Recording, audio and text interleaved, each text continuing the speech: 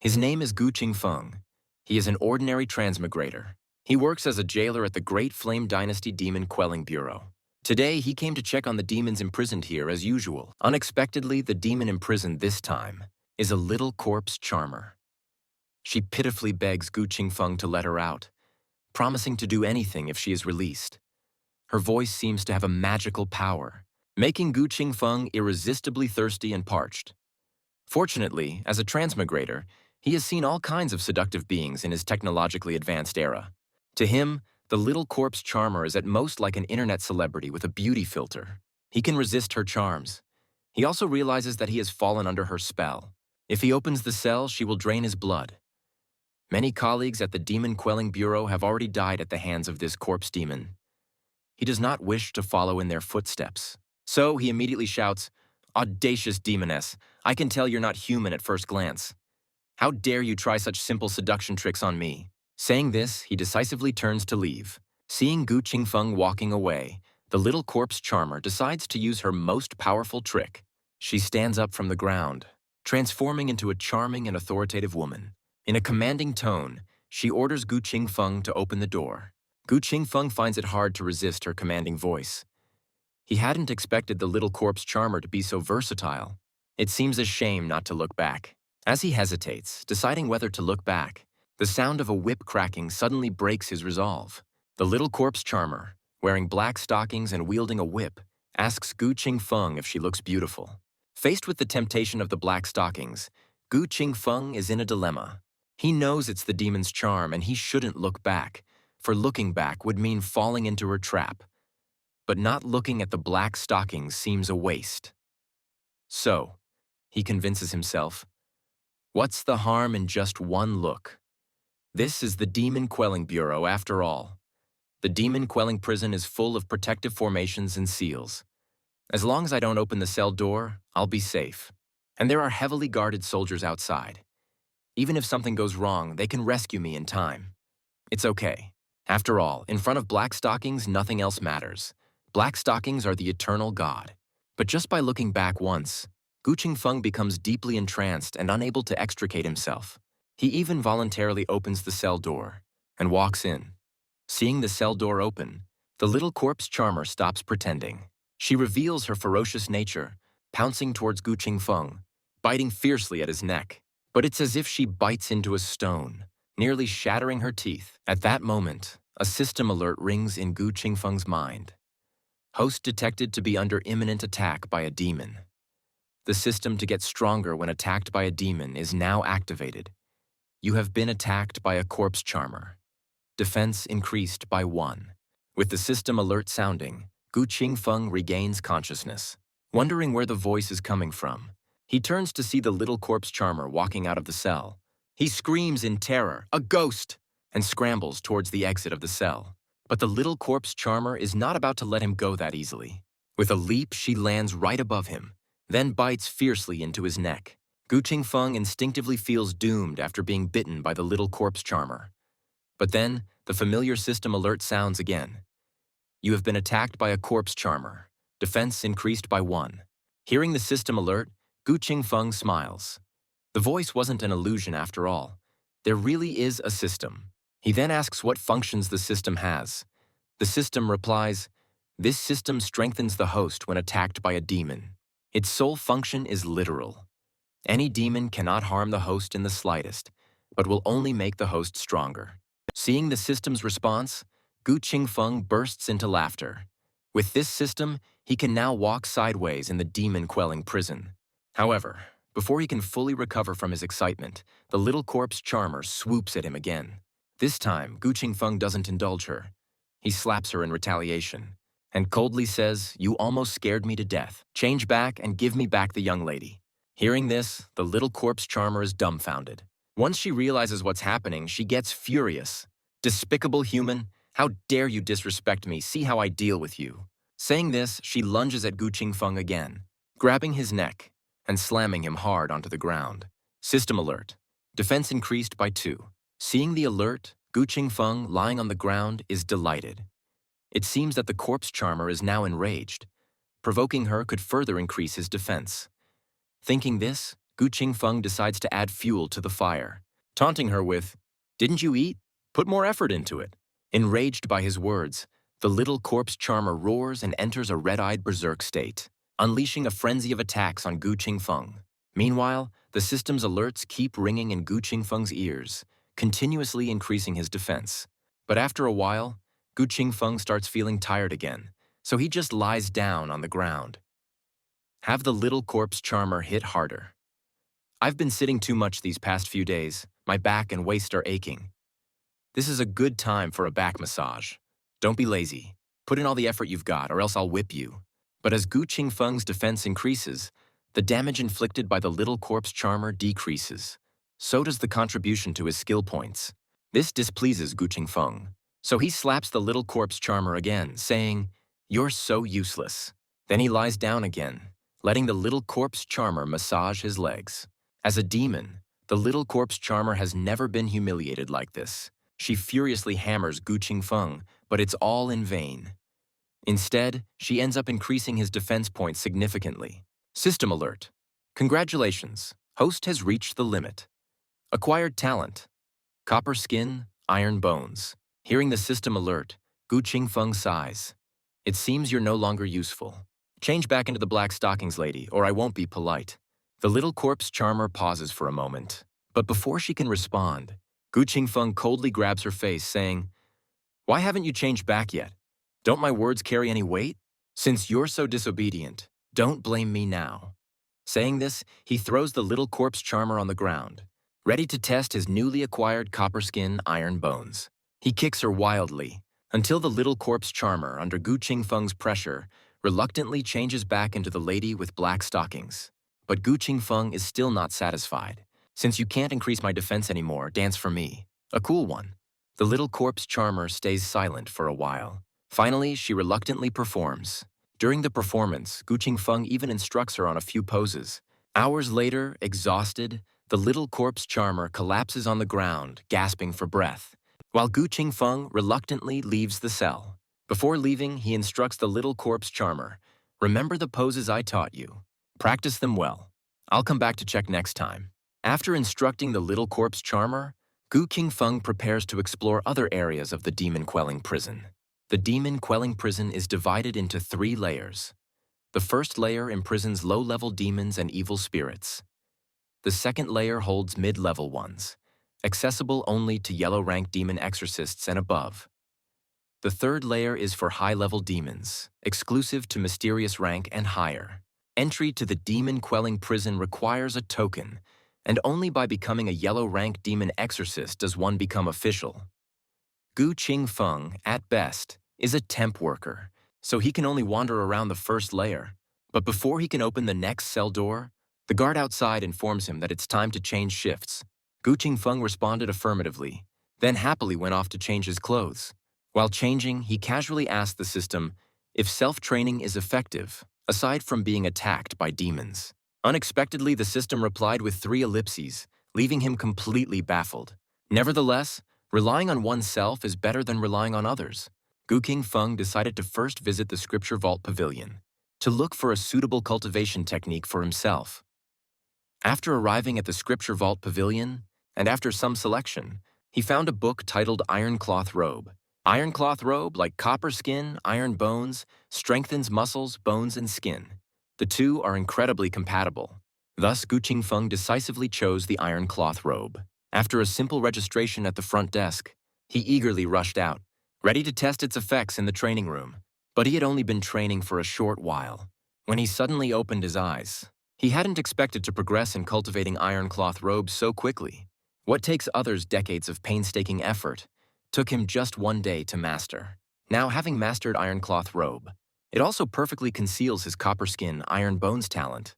So, after completing his cultivation of Iron Cloth Robe, Gu Qingfeng returned to the demon-quelling prison for his shift. His colleague Zhang Zheng, seeing him, asked in shock, "Gu Qingfeng, why are you so proactive today? You usually arrive half an hour late." Gu Qingfeng awkwardly smiled. "Well, I've had a change of heart. I've decided to work hard.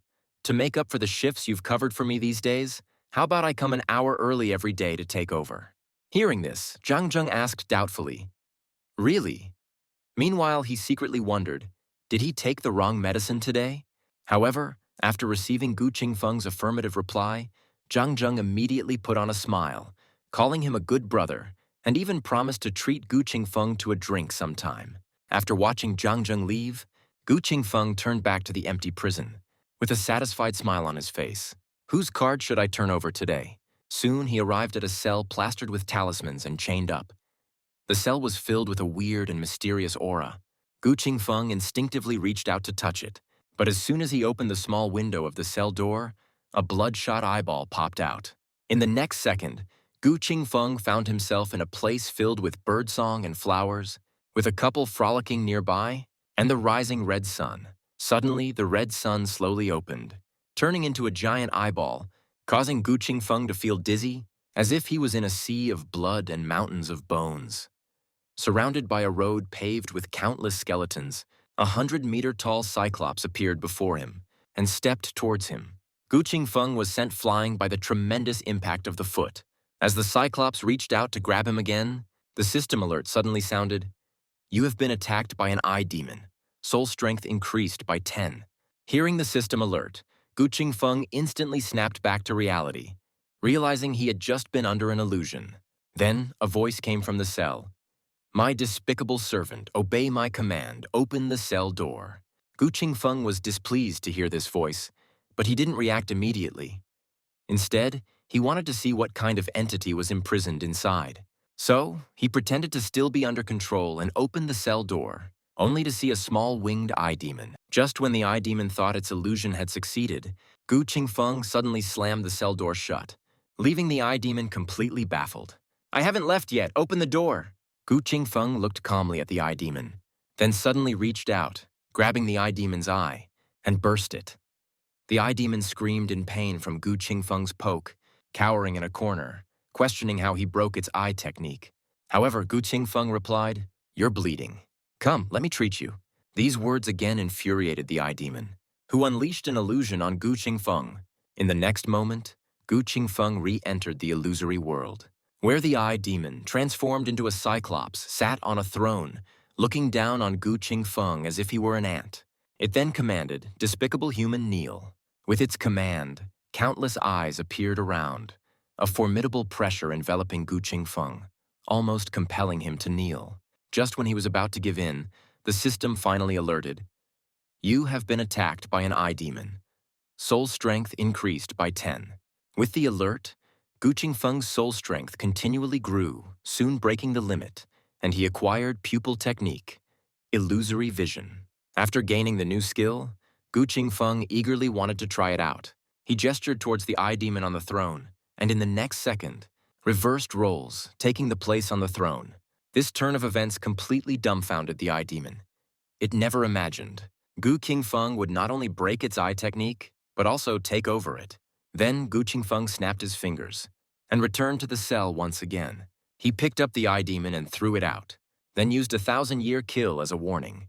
However, considering the eye demon had provided him with a new skill, Gu Qingfeng decided not to kill it, letting it rest for now, intending to return later.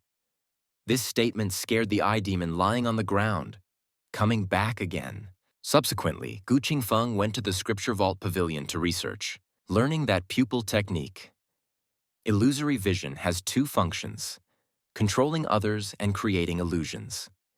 The caster can control the actions of the person under the spell, who will fall into an illusion created by the caster.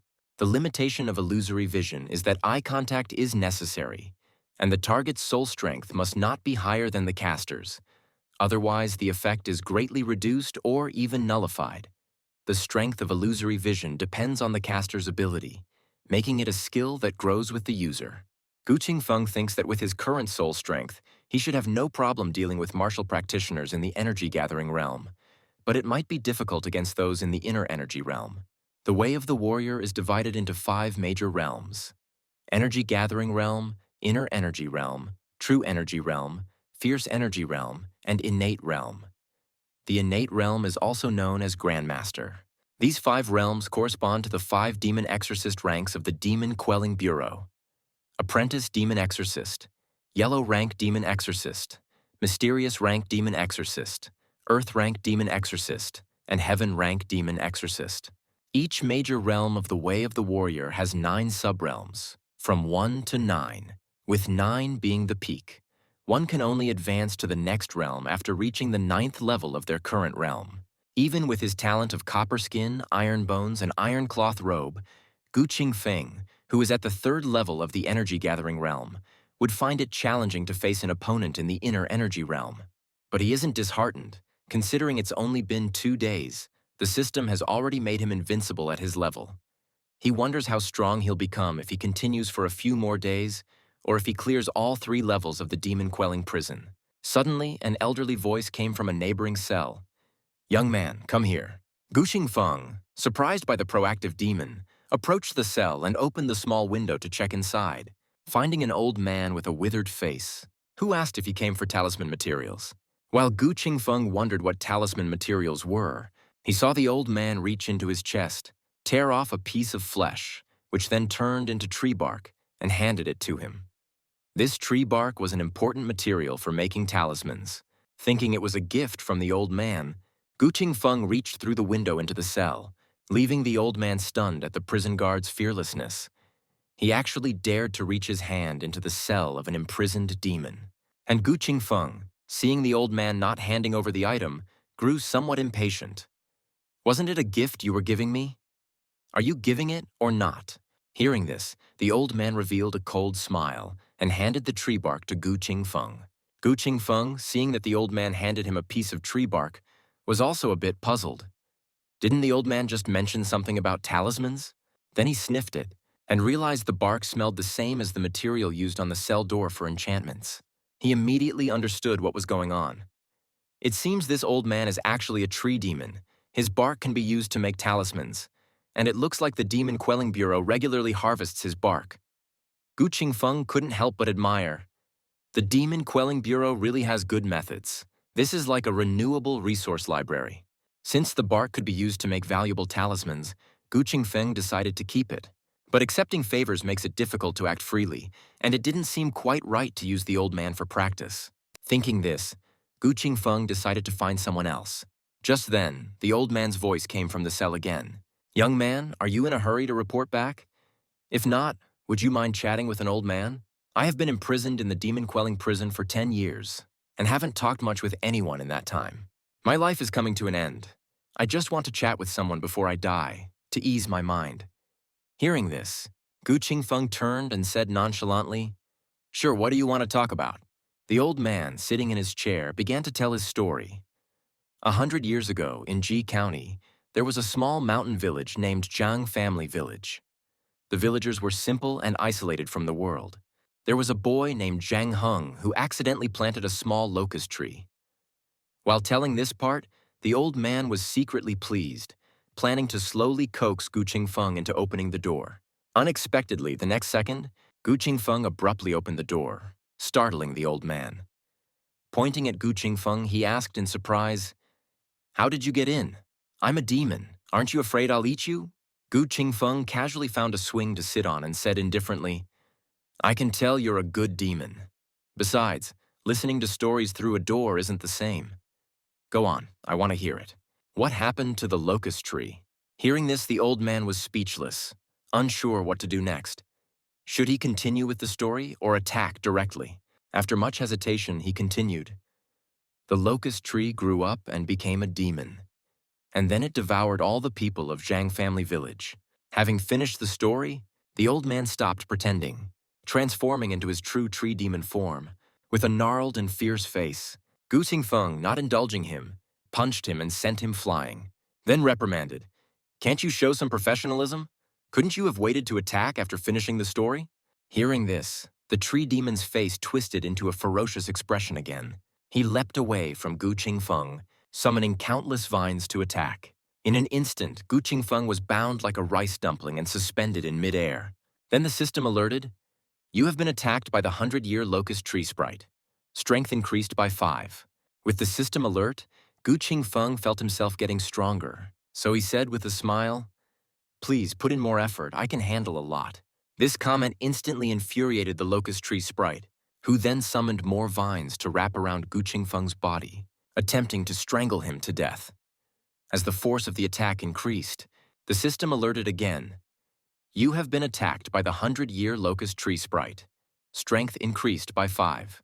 With his strength continuously increasing, the system notified, "Congratulations to the host for breaking the strength limit, acquiring the strength of 9 bulls and 2 tigers." As the system alert ended, the vines wrapping Gu Qingfeng began to crackle. The next second, Gu Qingfeng tore through the vines and stepped out, advancing towards the locust tree sprite. The locust tree sprite, startled, yelled, "Don't come any closer!" But Gu Qingfeng just sneered, "Shout all you want, nobody will come to save you. Feel the fear, my dear old treasure." Moments later, the badly beaten locust tree sprite obediently gave Gu Qingfeng a back massage, and while massaging, continued the story he hadn't finished. "It turns out I am that locust tree. The place where I was planted, right beneath it was a wooden spirit weapon. Because of the constant nourishment from that spirit weapon, I was able to transform. Spirit weapons are powerful weapons with spiritual essence, divided into 4 grades: heaven, earth, mysterious, and yellow, corresponding to the 4 ranks of demon exorcists. That spirit weapon was known as the Wood King Sword. 100 years ago, it was an upper-grade Earth-level spirit weapon. But it seems to have been damaged, losing its spirit over the century, now downgraded to a lower-grade mysterious level." Hearing this, Gu Qingfeng became interested and immediately asked the locust tree sprite where he hid the Wood King's sword. The locust tree sprite revealed, "When the demon exorcists came to capture me, knowing I couldn't defeat them, I hid the Wood King's sword in an extremely concealed place. This place is known only to me." At this point, Gu Qingfeng had lost his patience. He grabbed the locust tree sprite by the head and demanded the main point. The locust tree sprite, startled by his action, quickly revealed that the Wood King's sword was hidden under the ground of Mountain God Temple behind Zhang family village in Ji County. After learning the location of the spirit weapon, Gu Qingfeng turned to leave the cell, but couldn't help complaining. "This locust tree sprite talks too much, wasting so much time. It's almost dawn now. There's probably not enough time for another cell before my shift ends." So he decided to visit the Little Corpse Charmer to see how well she had learned the poses. Arriving at Little Corpse Charmer's cell, Gu Qingfeng skillfully unlocked the door and saw the eagerly awaited Little Corpse Charmer. He asked her to switch to an authoritative lady and dress up in a courtesan's attire. The Little Corpse Charmer shyly agreed, then transformed into the Black Stockings lady as per Gu Qingfeng's request. Gu Qingfeng applauded enthusiastically, but felt something was missing. Thinking this, he brought the eye demon to create a more robust scene, setting up an illusory campus romance drama and an emperor's harem struggle play. But just when he was having fun, the illusion suddenly broke, leaving Gu Qingfeng displeased. He asked the eye demon why he abruptly dispelled the illusion. The eye demon, frightened, quickly explained, "Big brother, it's time for your shift change." Gu Qingfeng yawned, resignedly saying, "All right then, good times always seem to pass quickly." He then got dressed and went to change shifts with Zhang Zheng. Seeing Zhang Zheng humming a tune as he walked, Gu Qingfeng guessed he must have encountered something good. After some inquiry, he learned that a few days ago, a team led by mysterious rank demon exorcist Master Yang went to the Bone Forest for a demon hunting mission, but was completely annihilated. Their Phoenix Tree County Demon Quelling Bureau branch always had a full roster, but now 4 yellow rank demon exorcists and mysterious rank demon exorcists had perished, leaving several vacancies. 4 apprentices at the Inner Energy Realm were promoted to yellow rank demon exorcists on the spot, and 1 was chosen to replace Master Yang. So now, there was 1 remaining spot for yellow rank demon exorcist, but all the Inner Energy Realm demon exorcists had already been promoted. Thus, according to tradition, the vacancy would be filled by selecting a capable person through a martial arts competition. The competition was scheduled in 3 days, and when he passed by earlier, many were already signing up, looking quite lively. Hearing this, Gu Qingfeng showed interest and smilingly asked Zhang Zheng, "Is this competition only open to apprentice demon exorcists at Energy Gathering 9th level?" Zhang Zheng thought for a moment. "There's no such restriction. Even many at the 8th level of Energy Gathering have signed up." Hearing this, Gu Qingfeng secretly rejoiced. "Great, there are still 3 days left.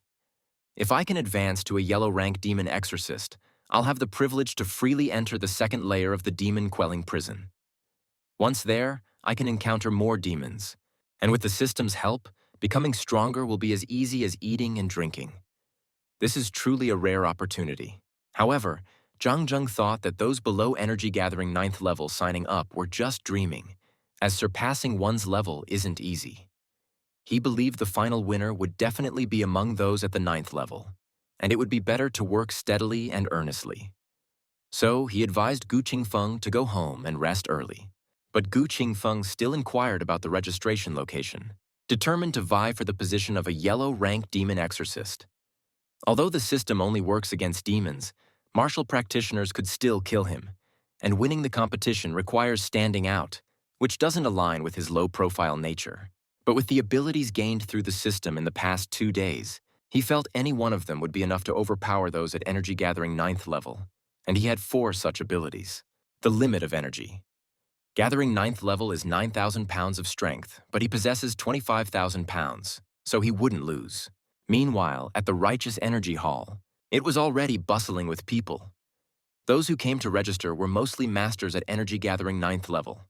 But at that moment, a young man with white hair stepped out from the crowd and slowly said, "Apprentice Demon Exorcist Ye Xuan of the 12th Squad registering. Cultivation level. Energy gathering 7th level." This statement immediately drew ridicule from the crowd. I must have heard wrong. An apprentice at just the 7th level dares to join the competition? Is this kid still dreaming? Another delusional fool. I, at the 8th level, don't even dare to register. He's really overestimating himself. In the face of ridicule, Ye Xuan coldly responded, "A bunch of frogs in a well. If victory is solely determined by cultivation level, then what's the point of competing? Just showcase your cultivation levels. You lack the courage to challenge yourself, yet you dare to mock others." Hearing this, one of the mockers immediately retorted, "I call it being self-aware, not like some who are blissfully ignorant." Suddenly, a hand extended from the back of the crowd. "What Brother Ye said is correct. I wholeheartedly agree. Brother Ye's courage is admirable. It inspires me deeply. I was hesitant to register because of my low cultivation level. But now, with Brother Ye setting an example, I too will join in the excitement." With Gu Qingfeng's support, Ye Xuan felt even more confident and righteously said, "Brother, your righteous speech is commendable. Your courage is praiseworthy. What does it matter if our cultivation levels are low? As cultivators, we must have a heart that dares to face challenges and not fear powerful enemies. If today we see an enemy with higher cultivation and do not draw our swords, and tomorrow the same, there will always be someone with higher cultivation in this world. Does that mean we never dare to draw our swords for a lifetime?" After Ye Xuan's impassioned speech, the people around were also greatly inspired, expressing their desire to register. But when Ye Xuan said, "If I join forces with you, even with our mere 7th level of energy gathering, we can surely make a difference," Gu Qingfeng felt a bit embarrassed, admitting that he was only at the 3rd level of energy gathering. Hearing this, Ye Xuan's face immediately turned black with disbelief, and the crowd looked at Gu Qingfeng incredulously. "Challenging 6 levels above, if you want to die, there are other ways. There's no need to humiliate yourself." But Gu Qingfeng didn't mind, asserting that he wouldn't have signed up if he wasn't somewhat confident. He then placed his token on the table, announcing his name, Gu Qingfeng. Cultivation, energy gathering 3rd level. Position, prison guard of the demon-quelling prison. That evening, Gu Qingfeng found a fast horse, left the demon-quelling bureau, and headed straight for Zhang family village. With a few days left before the competition, he decided to find a suitable weapon, and the Wood King sword mentioned by the Locust Tree Sprite was the best choice. According to the Locust Tree Sprite, the Wood King sword was located under the old locust tree in the courtyard of Mountain God Temple, behind Zhang family village, buried 3 feet deep. Sure enough, as soon as Gu Qingfeng pushed open the courtyard gate, he saw a prominently large locust tree, which looked like it might become another locust tree sprite in a few years. But that was of no concern to Gu Qingfeng. His goal was the Wood King sword. He took out the tools he had prepared and started digging on the spot, soon uncovering a deep pit several meters deep. Suddenly, with a clang, an ancient wooden box buried in the earth appeared before Gu Qingfeng. To his surprise, upon opening it, there was only an ordinary-looking wooden sword. Gu Qingfeng even wondered if it was a homemade sword by the locust tree spirit. With a try-and-see attitude, he swung it at a nearby shovel, only to hear a snap. The shovel was unscathed, but the sword broke. Looking at the intact shovel, Gu Qingfeng was dumbfounded and mentally cursed the locust tree sprite's ancestors, deciding to chop it down when he returned. But then, something miraculous happened.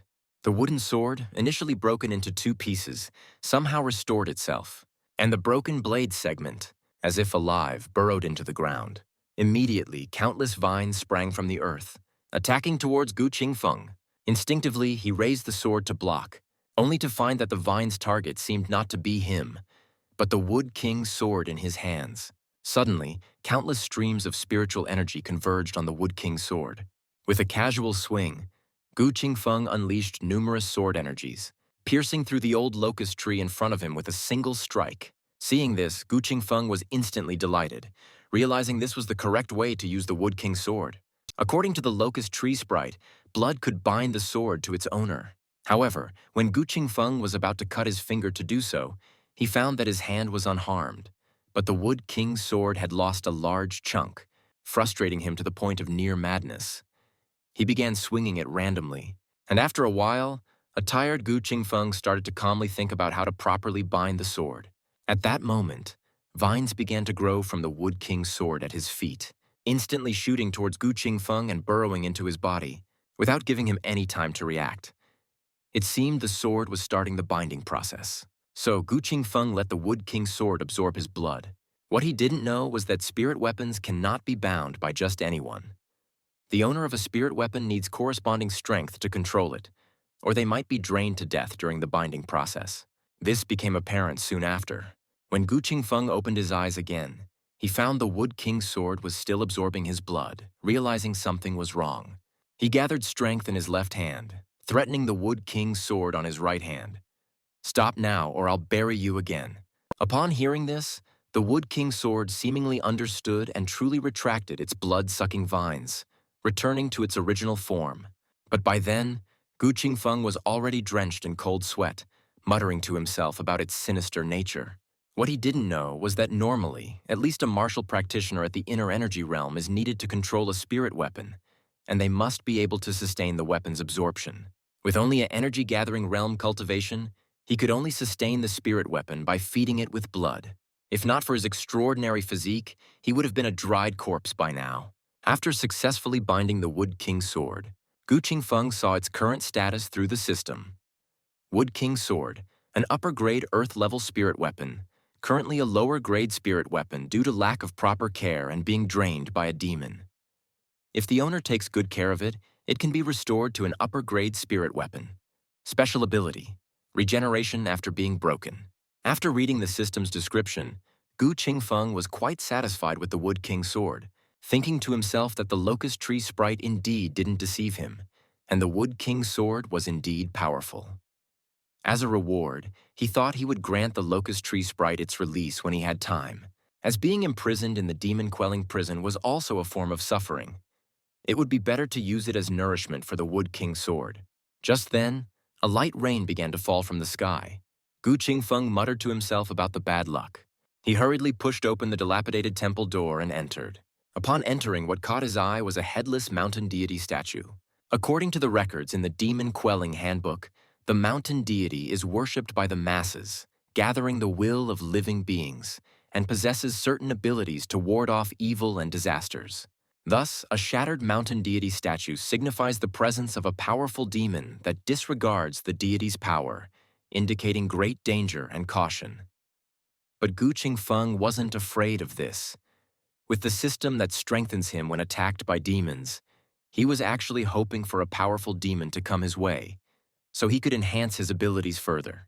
Therefore, he lit a bonfire inside the mountain god temple and began eating a baked flatbread. However, just then, footsteps were heard outside the temple. Gu Qingfeng's heart leaped with excitement, thinking a demon had arrived so soon. But he was somewhat disappointed when the temple door opened, as it turned out to be a beautiful young lady wearing a veil, accompanied by several guards. Apparently, she was a rich young mistress. After sitting down, the young lady shyly greeted Gu Qingfeng, which endeared her to him. But at that moment, A bald butler disdainfully tossed 2 silver taels, suggesting the mountain god temple is too cramped. Take this money and find another place, kid. Gu Qingfeng, feeling insulted by being offered money to leave, especially since he had found the place first, retorted, "Who do you think you are to tell me to leave?" Then he boldly demanded, "Not enough. Raise the price. 24 taels." Hearing this, the bald butler's expression darkened, revealing his true energy realm cultivation and threatening, "Don't be too greedy, kid." Seeing that the other party was actually at the true energy realm, Gu Qingfeng also felt intimidated. After all, he could have taken a chance if the opponent was merely at the inner energy realm. But facing someone at the true energy realm was a different matter. It's better to be prudent in such situations, he thought. But then, the young lady stepped forward, speaking up for him. "It's only fair since he was here first. Please don't blame the gentleman for my family's rashness." However, Gu Qingfeng, fixated on the money, said, "It's fine. But are you sure you don't want to reconsider the 24 tiles? Even 20 tiles are negotiable." The young lady smiled sweetly. "Please, no more jokes, sir. It's nighttime now, raining heavily outside, and there may be demons lurking. It's best if you stay with us in the temple." Hearing this, Gu Qingfeng could only thank her for the kindness, while internally scoffing, "What's there to fear about demons? If I had known, I wouldn't have been so pretentious earlier. 2 taels of silver are better than none." Subsequently, the young lady, as a gesture of apology, handed Gu Qingfeng a chicken leg. This act caught the attention of the guards and the butler nearby, who clenched their teeth in irritation. Their food supplies were already limited, and the young lady was giving some to a stranger. Observing the intense gazes of everyone around him, Gu Qingfeng also broke into a cold sweat, quickly expressing his gratitude, saying, "The lady is beautiful and kind-hearted. I will remember this favor. By the way, may I know the lady's name?" The young lady, blushing, shyly revealed her name as Si Wei. However, just as the two were enjoying their conversation, screams suddenly echoed from outside the door. The bald butler signaled everyone to be quiet, ordered the remaining guards to ensure the young lady's safety, and then proceeded outside with a knife in hand. To his shock, he discovered that all the guards outside had been killed, with no signs of struggle, indicating that they were instantly slain. Realizing that this was the work of a master, the butler cautiously looked around. At that moment, a long-haired man appeared on the rooftop. It turned out to be the white-bone sage from the Blood Demon sect, who had come to capture Si Wei. Inside the temple, Si Wei, hearing that she was the target, was startled and confused. She had no idea what the Blood Demon sect was, or who this white-bone sage might be. One of the guards explained, "Miss, the Blood Demon sect is a sect of martial practitioners who worship demons. These people are insane. In pursuit of immense power and longevity, they consume humans and attempt to transform themselves into demons. Their members are neither fully human nor demon. Whitebone Sage is one of their experts, a practitioner at the fierce energy realm, and also a successor of the corpse-refining lineage." Siwei was frightened upon hearing that they ate humans, and almost collapsed backward, but Gu Qingfeng quickly caught her by the waist, preventing her from falling. Blushing in Gu Qingfeng's arms, Siwei quickly changed the subject, asking why the Blood Demon sect would target her. The guard explained, "Sir Sai became the county protector of Phoenix Tree County after uncovering a major case involving the Blood Demon sect not long ago. The Blood Demon sect capturing Miss Sai is likely an act of revenge against Sir Sai." Hearing this, Gu Qingfeng realized that Si Wei was the daughter of the head of Phoenix Tree County. But that wasn't his main concern. He needed to know whether the people from the Blood Demon sect were humans or demons. So, he asked the guard at the door, "Dealing with demons and ghosts is my specialty. So, I need to confirm if the members of the Blood Demon sect are humans or demons. I am an apprentice demon exorcist from the Phoenix Tree County Demon Quelling Bureau." Hearing Gu Qingfeng's confident words, Si Wei seemed to see a ray of hope. "Thank goodness, young Master Gu. I didn't expect you to be from the Demon Quelling Bureau. I've heard that demon exorcists from the Bureau are the best at eliminating demons and evil spirits. You must have a way to deal with Whitebone Sage outside, right?" Siwei asked. However, the guard standing by couldn't help but laugh. "Miss, he's just an apprentice demon exorcist, the lowest rank, and his cultivation is only at the energy-gathering realm. What can he possibly do?" Hearing this, Siwei didn't blame Gu Qingfeng, but instead advised him to stay with them inside, rather than going out. Yet Gu Qingfeng insisted, "Don't worry about it. I just want to know if White-Bone Sage is a human or a demon." One of the guards answered, "They are half human, half demon, having transplanted demon organs." Upon receiving this information, Gu Qingfeng immediately asked the system, "Can this kind of half-demon harm me?" The system quickly replied, "It's a system that strengthens you when attacked by demons, not by half-demons." Hearing this response, Gu Qingfeng was dumbstruck, realizing that if the guards couldn't withstand White-Bone Sage, he could be in danger too. He regretted speaking so confidently earlier. Just then, the temple door was suddenly pushed open by a gust of demonic wind. Due to the overwhelming number of zombies, one of the guards burned his life force to cast a secret technique, temporarily repelling the horde, allowing another guard time to set up a barrier. But unexpectedly, a copper-armored corpse from the horde managed to get behind Gu Qingfeng and the others, attacking Siwei. In a critical moment, the guard who burned his life force struck with full strength, severing the copper-armored corpse's arm. The barrier was finally activated, but the guard began to fade away, his life force depleted. However, he had no regrets, as long as the young mistress was safe. Meanwhile, outside the temple, the bald butler was still fiercely battling White-Bone Sage. But seeing the horde entering the temple, he couldn't help but be distracted. Knowing that prolonging the fight was disadvantageous, he decided to end it quickly, unleashing his exploding clothes technique, his muscles swelling instantly. The next second, with a fierce glint in his eyes, he swung his fist, large as a sandbag, towards White-Bone Sage's face. Yet White-Bone Sage, hit by the punch, just sneered, standing still, channeling his fierce energy, and managed to repel the bald butler with just the energy surrounding his body. The butler was sent flying like a plow through the ground for several meters, spitting out a mouthful of blood. Incredibly looking at White-Bone Sage, "You've turned yourself into a silver-armored corpse." White-Bone Sage cackled strangely. "This is the power of a zombie. What a perfect creature. Impervious to weapons, immensely strong, and only needing fresh blood to exist indefinitely." Saying this, White-Bone Sage walked straight towards the mountain god temple. While inside, Gu Qingfeng, hearing this conversation, immediately grasped the key point. The opponent has turned himself into a silver-armored corpse. This is exactly my area of expertise, right? Gu Qingfeng thought. He quickly asked the system, "Zombies fall under the category of demons and ghosts, right?" Receiving an affirmative response from the system, Gu Qingfeng felt assured. "Today seems to be the day for me to show my true capabilities," he thought. He then stepped out of the protective barrier, directly facing the horde of zombies. In an instant, all the zombies pounced towards him, causing even his Wood King's sword to fall to the ground with a clang. Seeing this, Siwei couldn't help but shed tears, thinking Gu Qingfeng was trying to attract the zombies to buy them time to escape. Even the nearby guard couldn't help but express his admiration. "Young Master Gu, I misjudged you earlier. Your kindness is unforgettable." But in reality, Gu Qingfeng was fine. In fact, due to the zombies' attack, his defense points kept increasing. He even rolled out of the temple, wrapped in a ball of zombies. At this moment, the system alerted, "Host's defense has broken the upper limit. Copper skin, iron bones has evolved into Vajra body." With the system's notification, Gu Qingfeng simply spread his arms and repelled the surrounding zombies, appearing in front of White-Bone Sage like a god descending from the heavens. Seeing Gu Qingfeng, the bald butler was surprised. He knew someone at the energy-gathering 3rd level couldn't achieve this. To deceive him with such a disguise, Gu Qingfeng must possess a secret technique or be above his fierce energy realm cultivation. After the rain stopped, Gu Qingfeng finally spoke slowly. "I am just an ordinary traveler.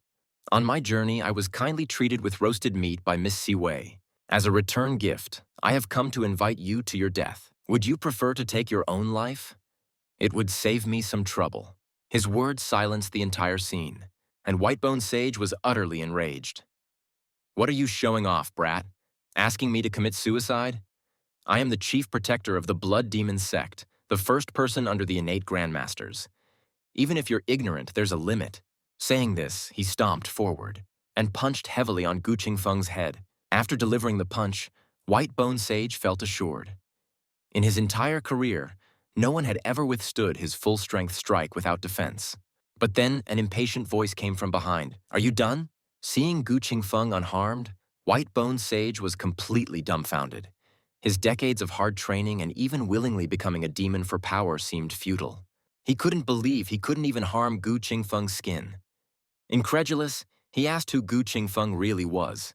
Gu Qingfeng simply replied indifferently, "My name is Gu Qingfeng, an apprentice demon exorcist from the Phoenix Tree County Demon Quelling Bureau."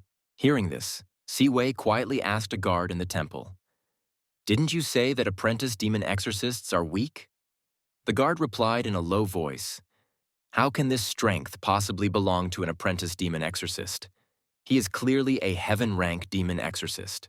Meanwhile, White Bone Sage felt that Gu Qingfeng was joking with him, guessing that he must be an old monster with a youthful appearance and the ability to preserve his looks, undoubtedly a grandmaster. He must be one of the top masters among the grandmasters. But no matter how powerful a grandmaster is, White Bone Sage was determined to destroy him. Thinking this, White Bone Sage launched an even more ferocious attack on Gu Qingfeng, who still stood unmoved, taking all the hits. Meanwhile, the system notified, "You have been attacked by White Bone Sage. Defense increased by 100, 100, 100. After the smoke cleared, White Bone Sage wore a triumphant smile, feeling confident. But behind him, Gu Qingfeng's lazy voice was heard again. "Go ahead, use whatever moves you have." Startled, White Bone Sage clenched his teeth and began to gather strength. "You forced me," he said. Gu Qingfeng replied indifferently, "Good, I hope you can make it more enjoyable for me." Soon after, White Bone Sage summoned a White Bone Wraithfire and directed it towards Gu Qingfeng. Seeing Gu Qingfeng daring to take on his White Bone Wraithfire, White Bone Sage let out a cackling laugh, marveling at such arrogance. Who in the world would face White Bone Wraithfire without dodging? No matter how high your cultivation or how strong your body is, my White Bone Wraithfire, cultivated from the bones of 10,000 people and hundreds of fierce energy realm demons over decades, corrupts both flesh and soul. Even if you are a grandmaster, you will not leave here alive today. However, from the midst of the White Bone Wraithfire, that familiar voice came again. "It's quite warm." White Bone Sage was stunned and quickly distanced himself from Gu Qingfeng, now engulfed in flames. The system then alerted, "You have been attacked by White Bone Wraithfire. Fire attribute increased by 100, 100, 100. Congratulations, you have gained the talent ability Fire Control." As the White Bone Wraithfire gradually dissipated, the system notified again, "You have been attacked by White Bone Wraithfire. Fire attribute increased by 100, 100, 100. Congratulations, your talent ability Fire Control has evolved into Fire Mastery." After hearing the system's notifications, Gu Qingfeng once again addressed White Bone Sage. "Do you have anything else?" Upon hearing this, White Bone Sage was completely dumbfounded, exclaiming, "Impossible! Nobody survives after being hit by White Bone Wraithfire." Moreover, he now found himself unable to summon his White Bone Wraithfire, as if it had been stripped away from him. Realizing this, White Bone Sage stepped back and tried again, but to no avail.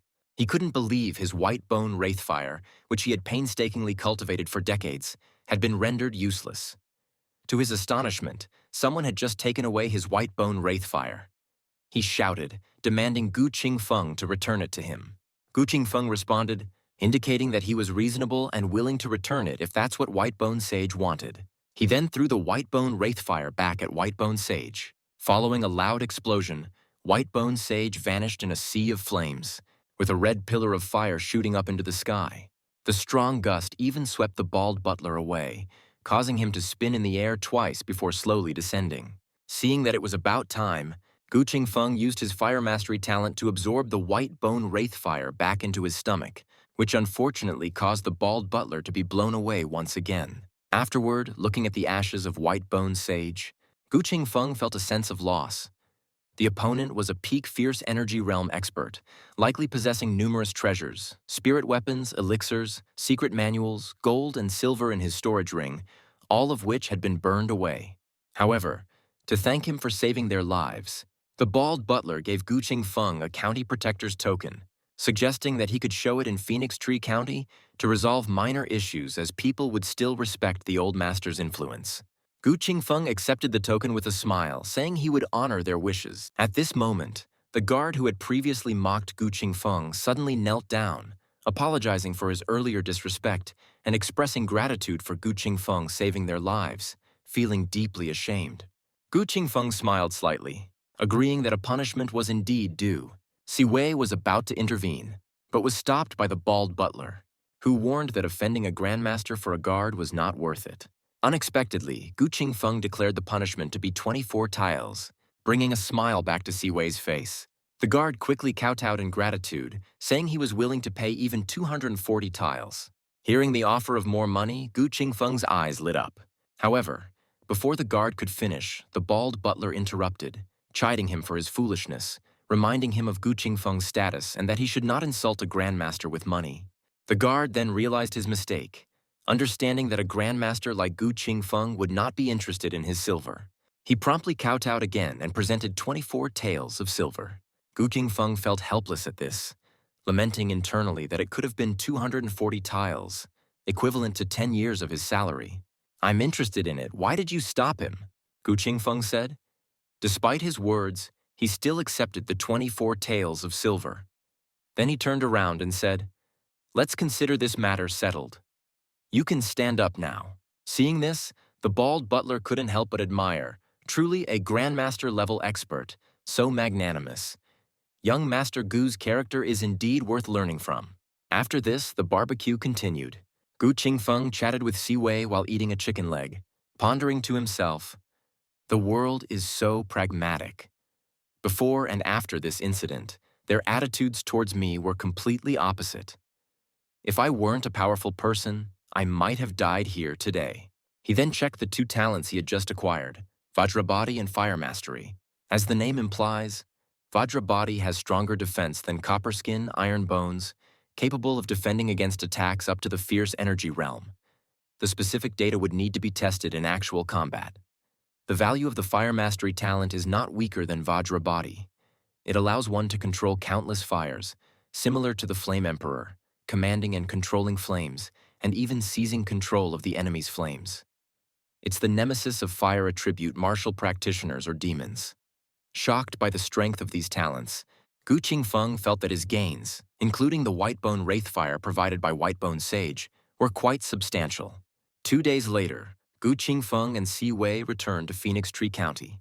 Gu Qingfeng formally bid them farewell and headed to the Demon Quelling Bureau to participate in the martial arts competition.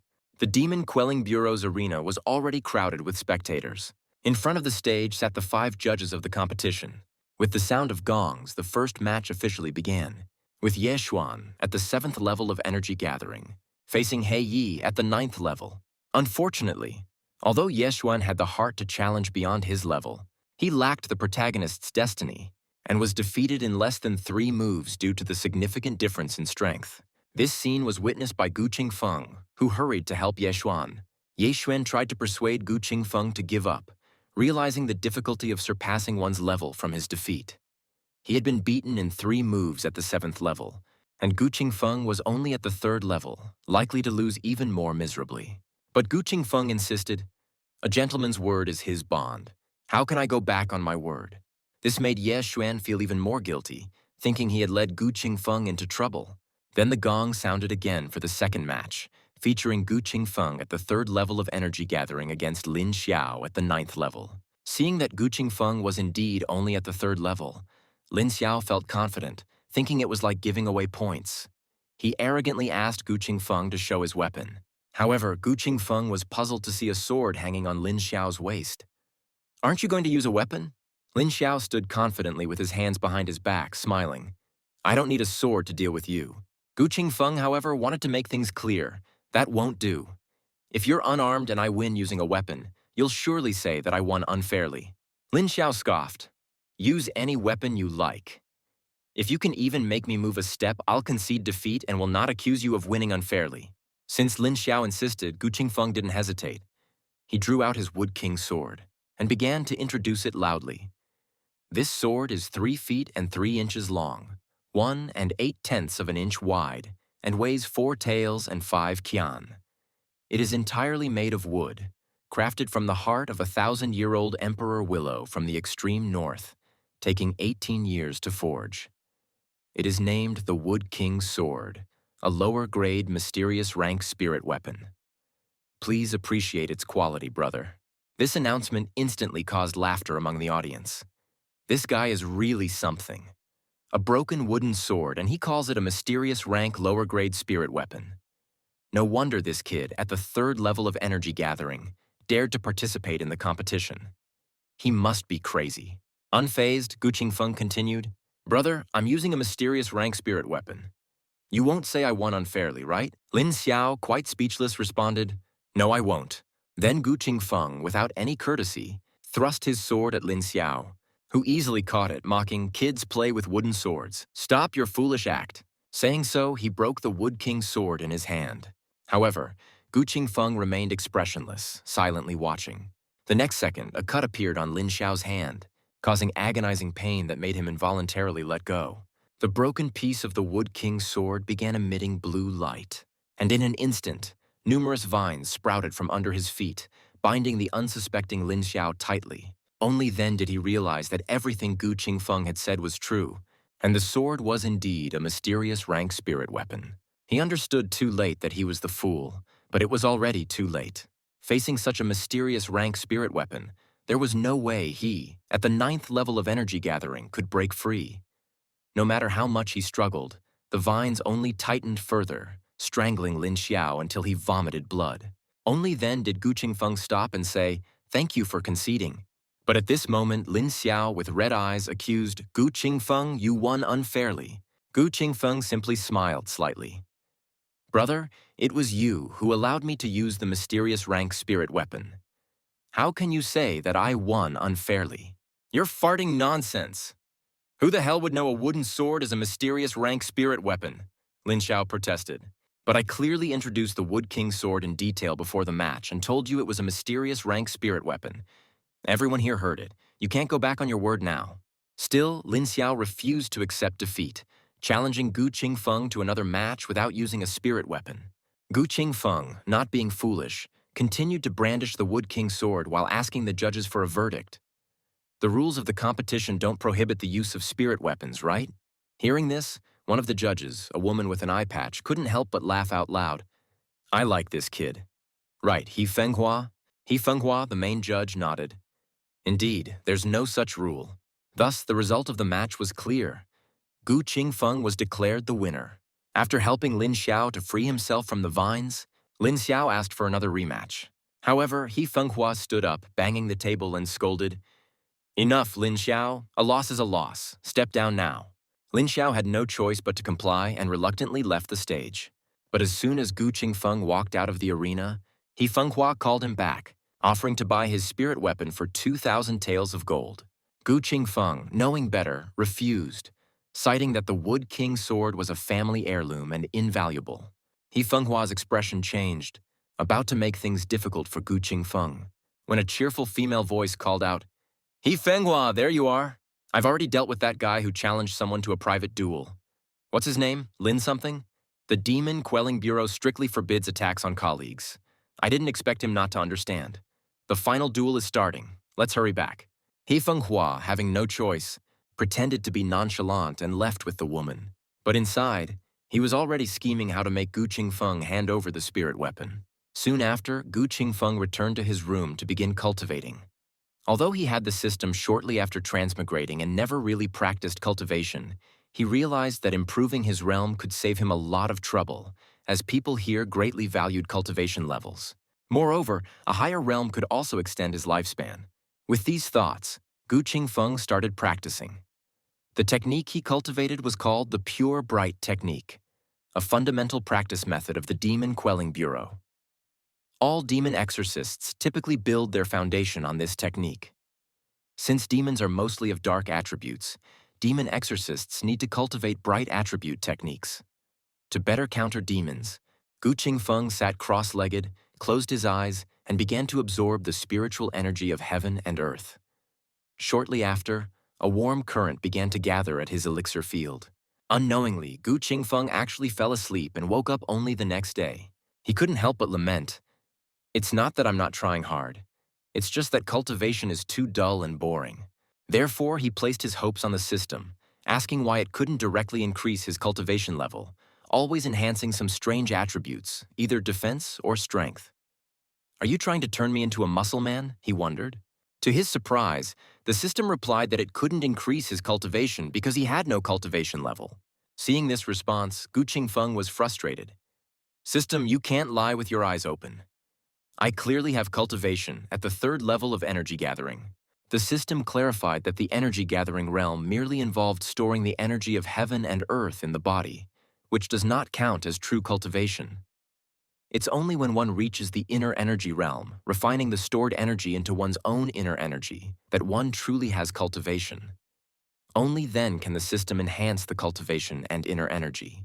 Disappointed, Gu Qingfeng asked if there was any room for negotiation, but the system ruthlessly refused. He felt helpless, knowing it would take ages to reach the inner energy realm through cultivation. Nevertheless, he decided to let it go for now and proceed to the 2nd round of the competition. Being a man with only 3rd level energy, gathering cultivation, but possessing a legendary mysterious rank spirit weapon, he was immediately surrounded by a crowd at the martial arts field, all curious about the Wood King sword.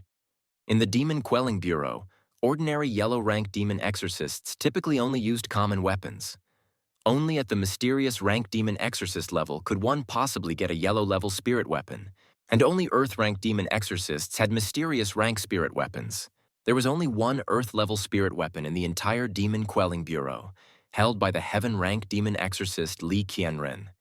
Yet Gu Qingfeng, merely an apprentice demon exorcist with 3rd level energy gathering cultivation, owned a mysterious rank spirit weapon, causing envy among many.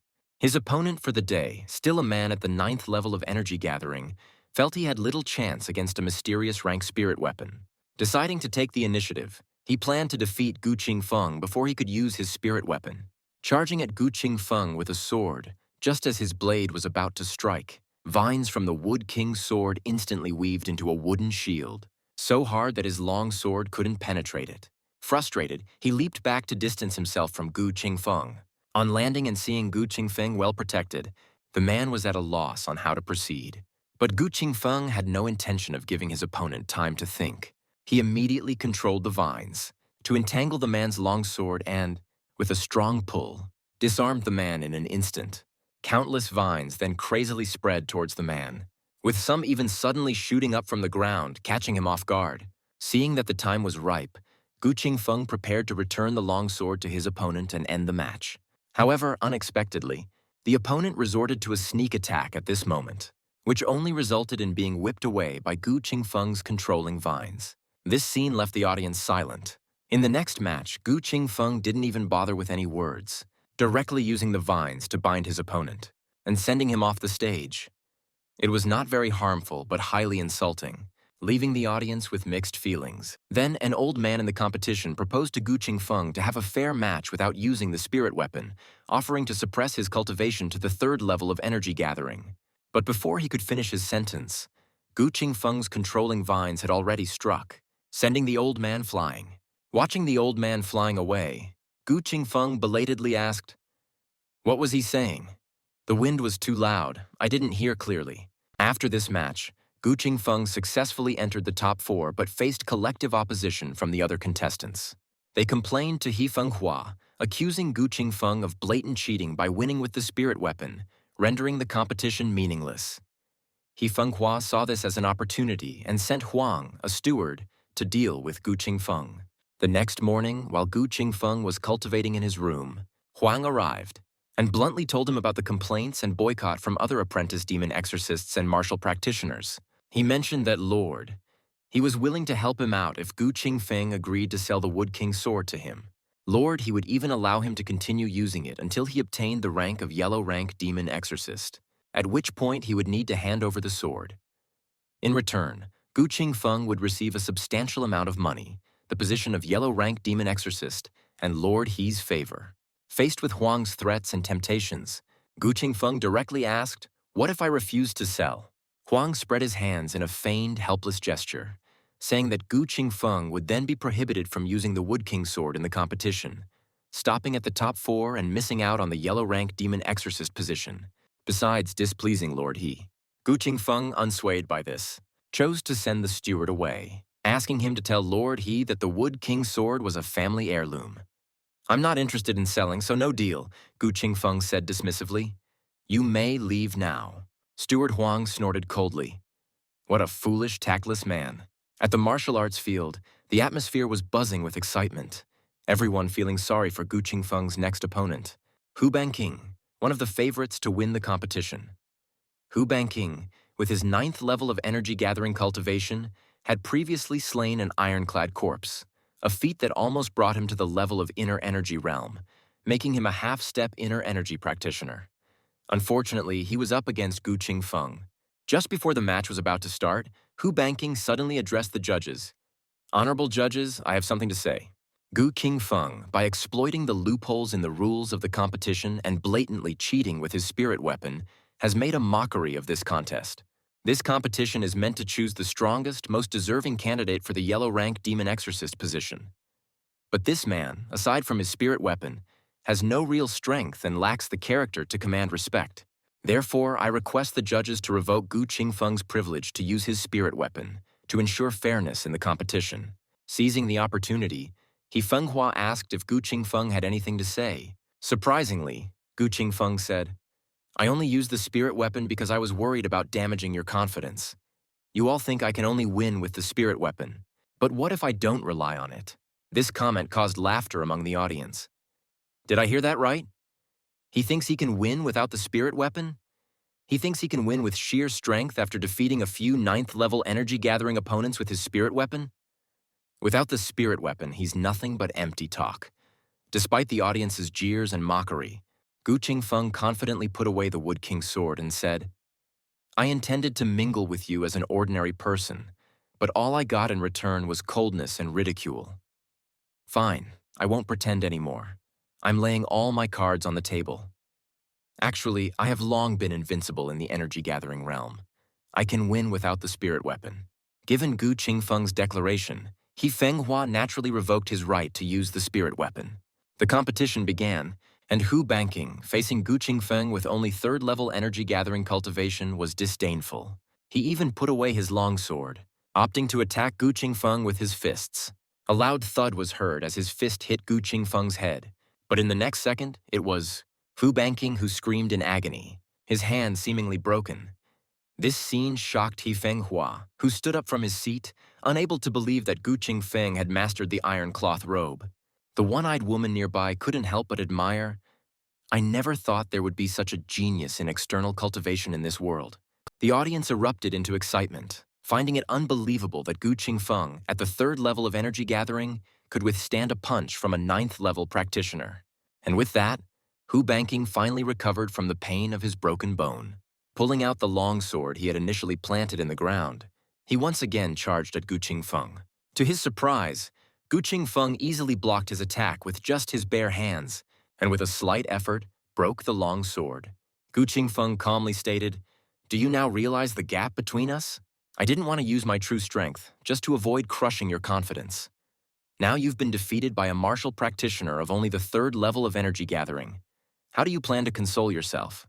Facing the demon-like Gu Qingfeng, Hu Banqing, though terrified, stubbornly retorted, I haven't lost. You're just physically tough. You're far from winning against me. Gu Qingfeng, tired of the banter, pressed his hand on Hu Banqing's head and forcibly made his face meet the ground, causing an indentation on impact. Hu Banqing instantly passed out. Gu Qingfeng dusted himself off and asked the steward to announce the result with a smile. Thus, he once again easily won the match, overwhelming his opponent with sheer strength. However, after he left the arena, his next opponent, Bai Maming, looked at his departing figure in utter despair, even doubting whether his spear could pierce Gu Qingfeng's skin. This scene did not escape Manhua's notice. Later, he approached Bai Maming, inquiring whether he felt confident about defeating Gu Qingfeng in the upcoming match. Bai Maming reluctantly admitted that his spirit was broken, doubting his ability to penetrate Gu Qingfeng's iron cloth robe. To his surprise, Manhua presented him with a spear named Facing the Phoenix, a yellow-grade lower-tier spirit weapon, which he had never used in public. Bai Maming was puzzled by Manhua's intentions. Manhua coldly remarked that Gu Qingfeng's arrogant and violent nature would make him a disastrous yellow-rank demon exorcist for the people.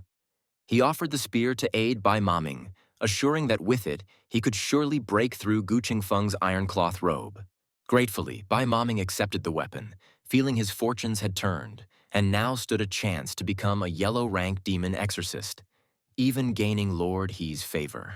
However, Bai Maming quickly realized something was amiss. Weren't spirit weapons banned in this competition? That would mean he would be openly violating the rules by using one. But He Fenghua just coldly laughed, clarifying that it was only Gu Qingfeng who had been prohibited from using spirit weapons. Bai Maming hesitated, knowing this was He Fenghua's scheme to make him cheat. While he could compete smoothly with the judge's approval, it would tarnish his reputation.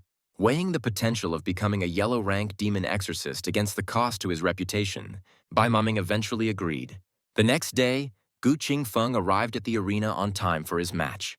Stepping onto the stage, he immediately became the center of attention. His feat of defeating opponents 6 levels above him had made him the talk of the town. Some even decided to cultivate the iron cloth robe, leading to a shortage of copies in the library. Facing Bai Maming, Gu Qingfeng nonchalantly asked if he wanted to go through the motions of a match or concede immediately. Unexpectedly, Bai Maming then said, "Don't be arrogant, Gu Qingfeng. I know you pride yourself on your unmatched defense, but I, Bai Maming, am not to be trifled with either. I have developed my own unique gun technique, powerful enough to penetrate anything. If you can withstand just one strike from me, I will concede defeat." How does that sound? Seeing the other party so confident, Gu Qingfeng didn't waste words. He simply opened his shirt and let Bai Maming go through the motions. "Just aim here. I'm afraid you might tear my clothes." Bai Maming was overjoyed inside, but Gu Qingfeng's expression instantly darkened. He wondered if this guy had some peculiar fetish, staring at his pectorals for so long and then giving a thumbs up with such fervor. Then the real contest began. Bai Maming swung his facing the phoenix and didn't waste words, directly stabbing towards Gu Qingfeng. This move immediately drew ridicule from the audience below. They had restricted Gu Qingfeng from using his spirit weapon, but allowed Bai Maming to use his, which was utterly despicable. Accompanied by a loud boom, flames erupted on the stage, and Bai Maming, holding his long spear, revealed a cold smile, feeling sure of his victory. But when the flames dissipated, Gu Qingfeng appeared unharmed, enveloped in a golden bell shield. The audience gasped in surprise at that moment. This is the golden bell shield in its full form. No wonder Gu Qingfeng could withstand the spirit weapon. The fully mastered golden bell shield, coupled with the fully mastered iron cloth robe, makes his body comparable to a lower-grade yellow-rank spirit weapon. Gu Qingfeng then calmly said, "So this is your so-called self-developed gun technique. Using a spirit weapon counts as self-developed? You're quite the talent." Bai Maming was incredulous. He stabbed with his spear again, but it couldn't advance an inch after hitting Gu Qingfeng's golden bell shield. Gu Qingfeng, now somewhat impatient, asked, "Are you enjoying stabbing me?" Bai Maming, full of fear, looked at Gu Qingfeng, and this gaze made Gu Qingfeng quite uncomfortable. "Why are you leering at me again?" he asked. Bai Maming seemed to have misunderstood something, suspecting that Gu Qingfeng had been using words to guide him to attack the chest area intentionally. He concluded that there must be a problem with Gu Qingfeng's chest. So Bai Maming decided to stab somewhere else, and the navel seemed the best choice. Thinking this, Bai Maming stabbed again, but Gu Qingfeng easily caught the spear tip with 2 fingers, unable to advance any further. Gu Qingfeng, angered by the angle of this strike, said, "Where are you stabbing? That's really rude." After saying this, Gu Qingfeng exerted a little force and snatched the long spear from Bai Maming's hand, then casually threw it out of the arena. Seeing this, the audience lost interest in the match and rushed out to pick up the spirit weapon. He Fenghua on the stage was dark-faced, as this spirit weapon belonged to him. Now that he hadn't gotten the Wood King's sword and facing the phoenix might be picked up by someone else, it was a real loss. Bai Maming then showed a triumphant expression. "I knew it. There's a problem with your chest. Otherwise, why wouldn't you let me stab anywhere else?" Gu Qingfeng was speechless. "Stab, stab, stab, that's all you know. I'm a man, you know. Didn't I tell you before the match not to damage my clothes?" After saying this, Gu Qingfeng directly turned Bai Maming into a pig-headed figure. Only then did Bai Maming realize that Gu Qingfeng's refusal to let him stab his stomach was indeed just to avoid tearing his clothes.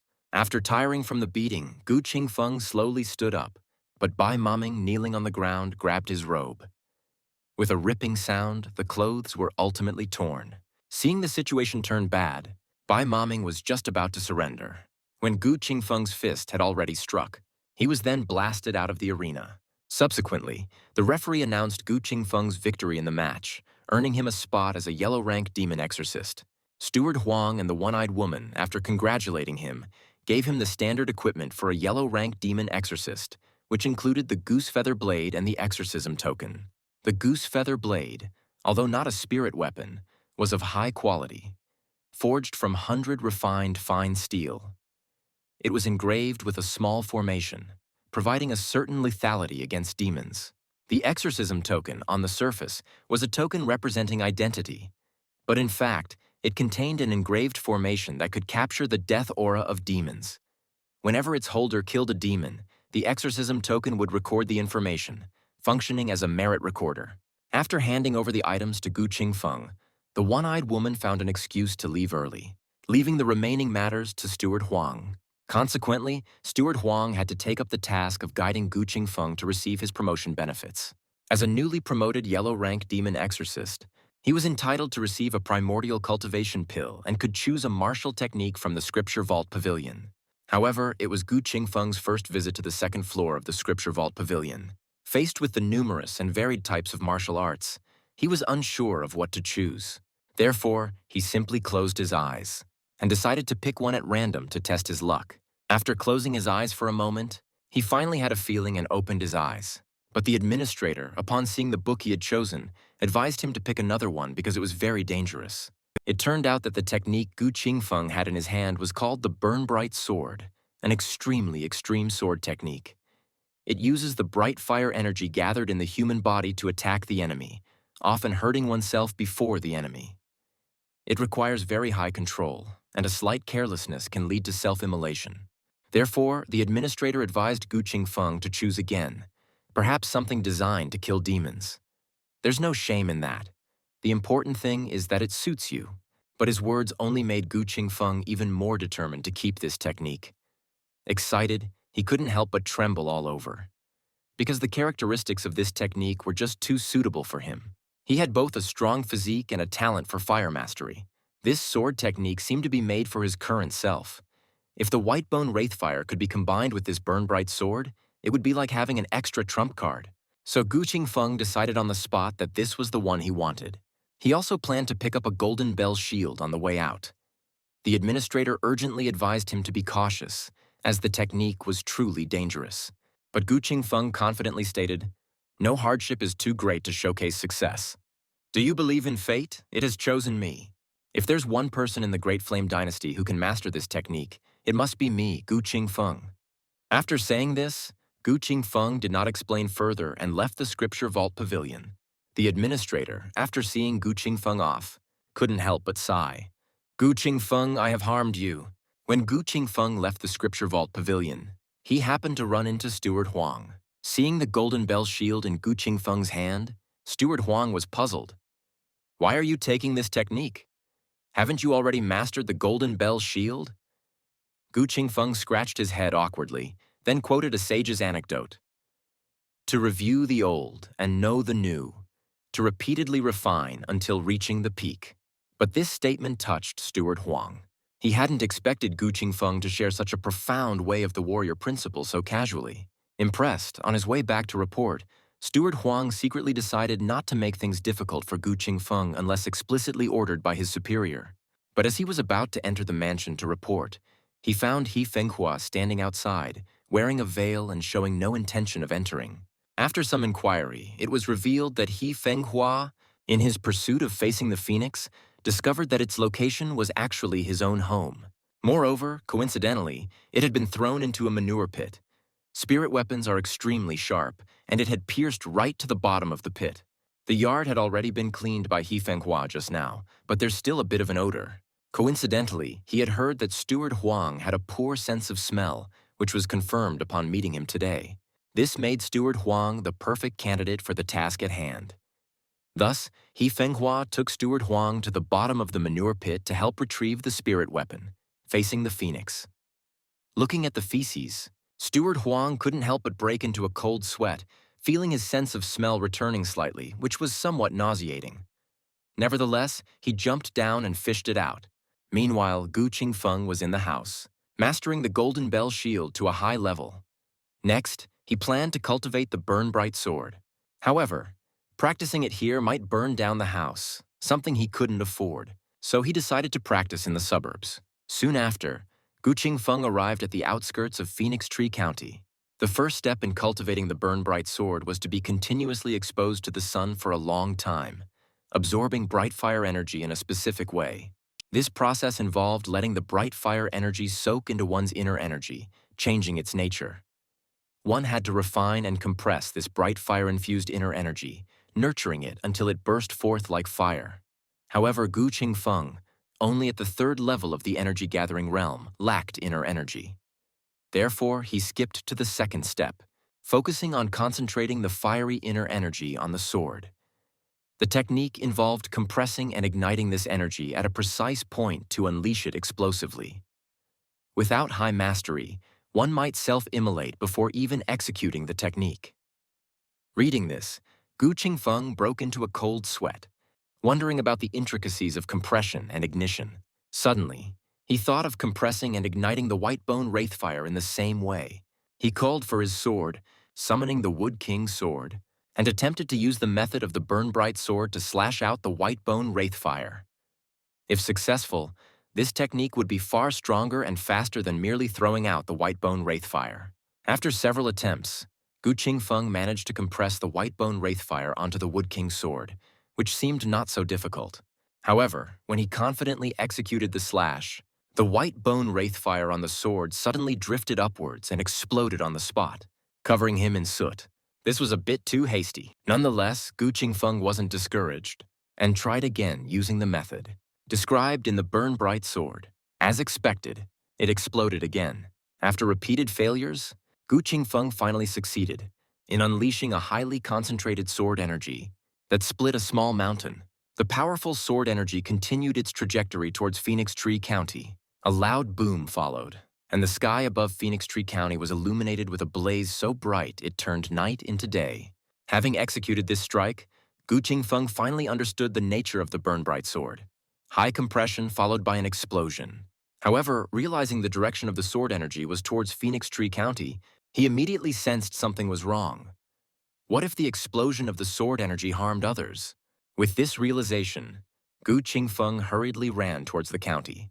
Shortly after he left, a group of people arrived at the scene, led by the heaven-rank demon exorcist of the Phoenix Tree County Demon Quelling Bureau. Upon arriving, he immediately sensed the presence of white bone wraithfire. The method to refine white bone wraithfire was unique to the blood demon sect. Additionally, the sword marks on the ground clearly indicated they were made by combining white bone wraithfire with sword techniques. Thus, he deduced that the person who wielded the sword must be a blood demon sect grandmaster, proficient in both swordsmanship and fire control. Moreover, he believed the sword technique used was the Demon Quelling Bureau's Burn Bright sword. This meant that the person had either been to the Demon Quelling Bureau or that there was a spy within the Bureau. The Blood Demon sect's biggest adversary was the Demon Quelling Bureau, so this could be a signal they were releasing against the Bureau. He guessed their intention.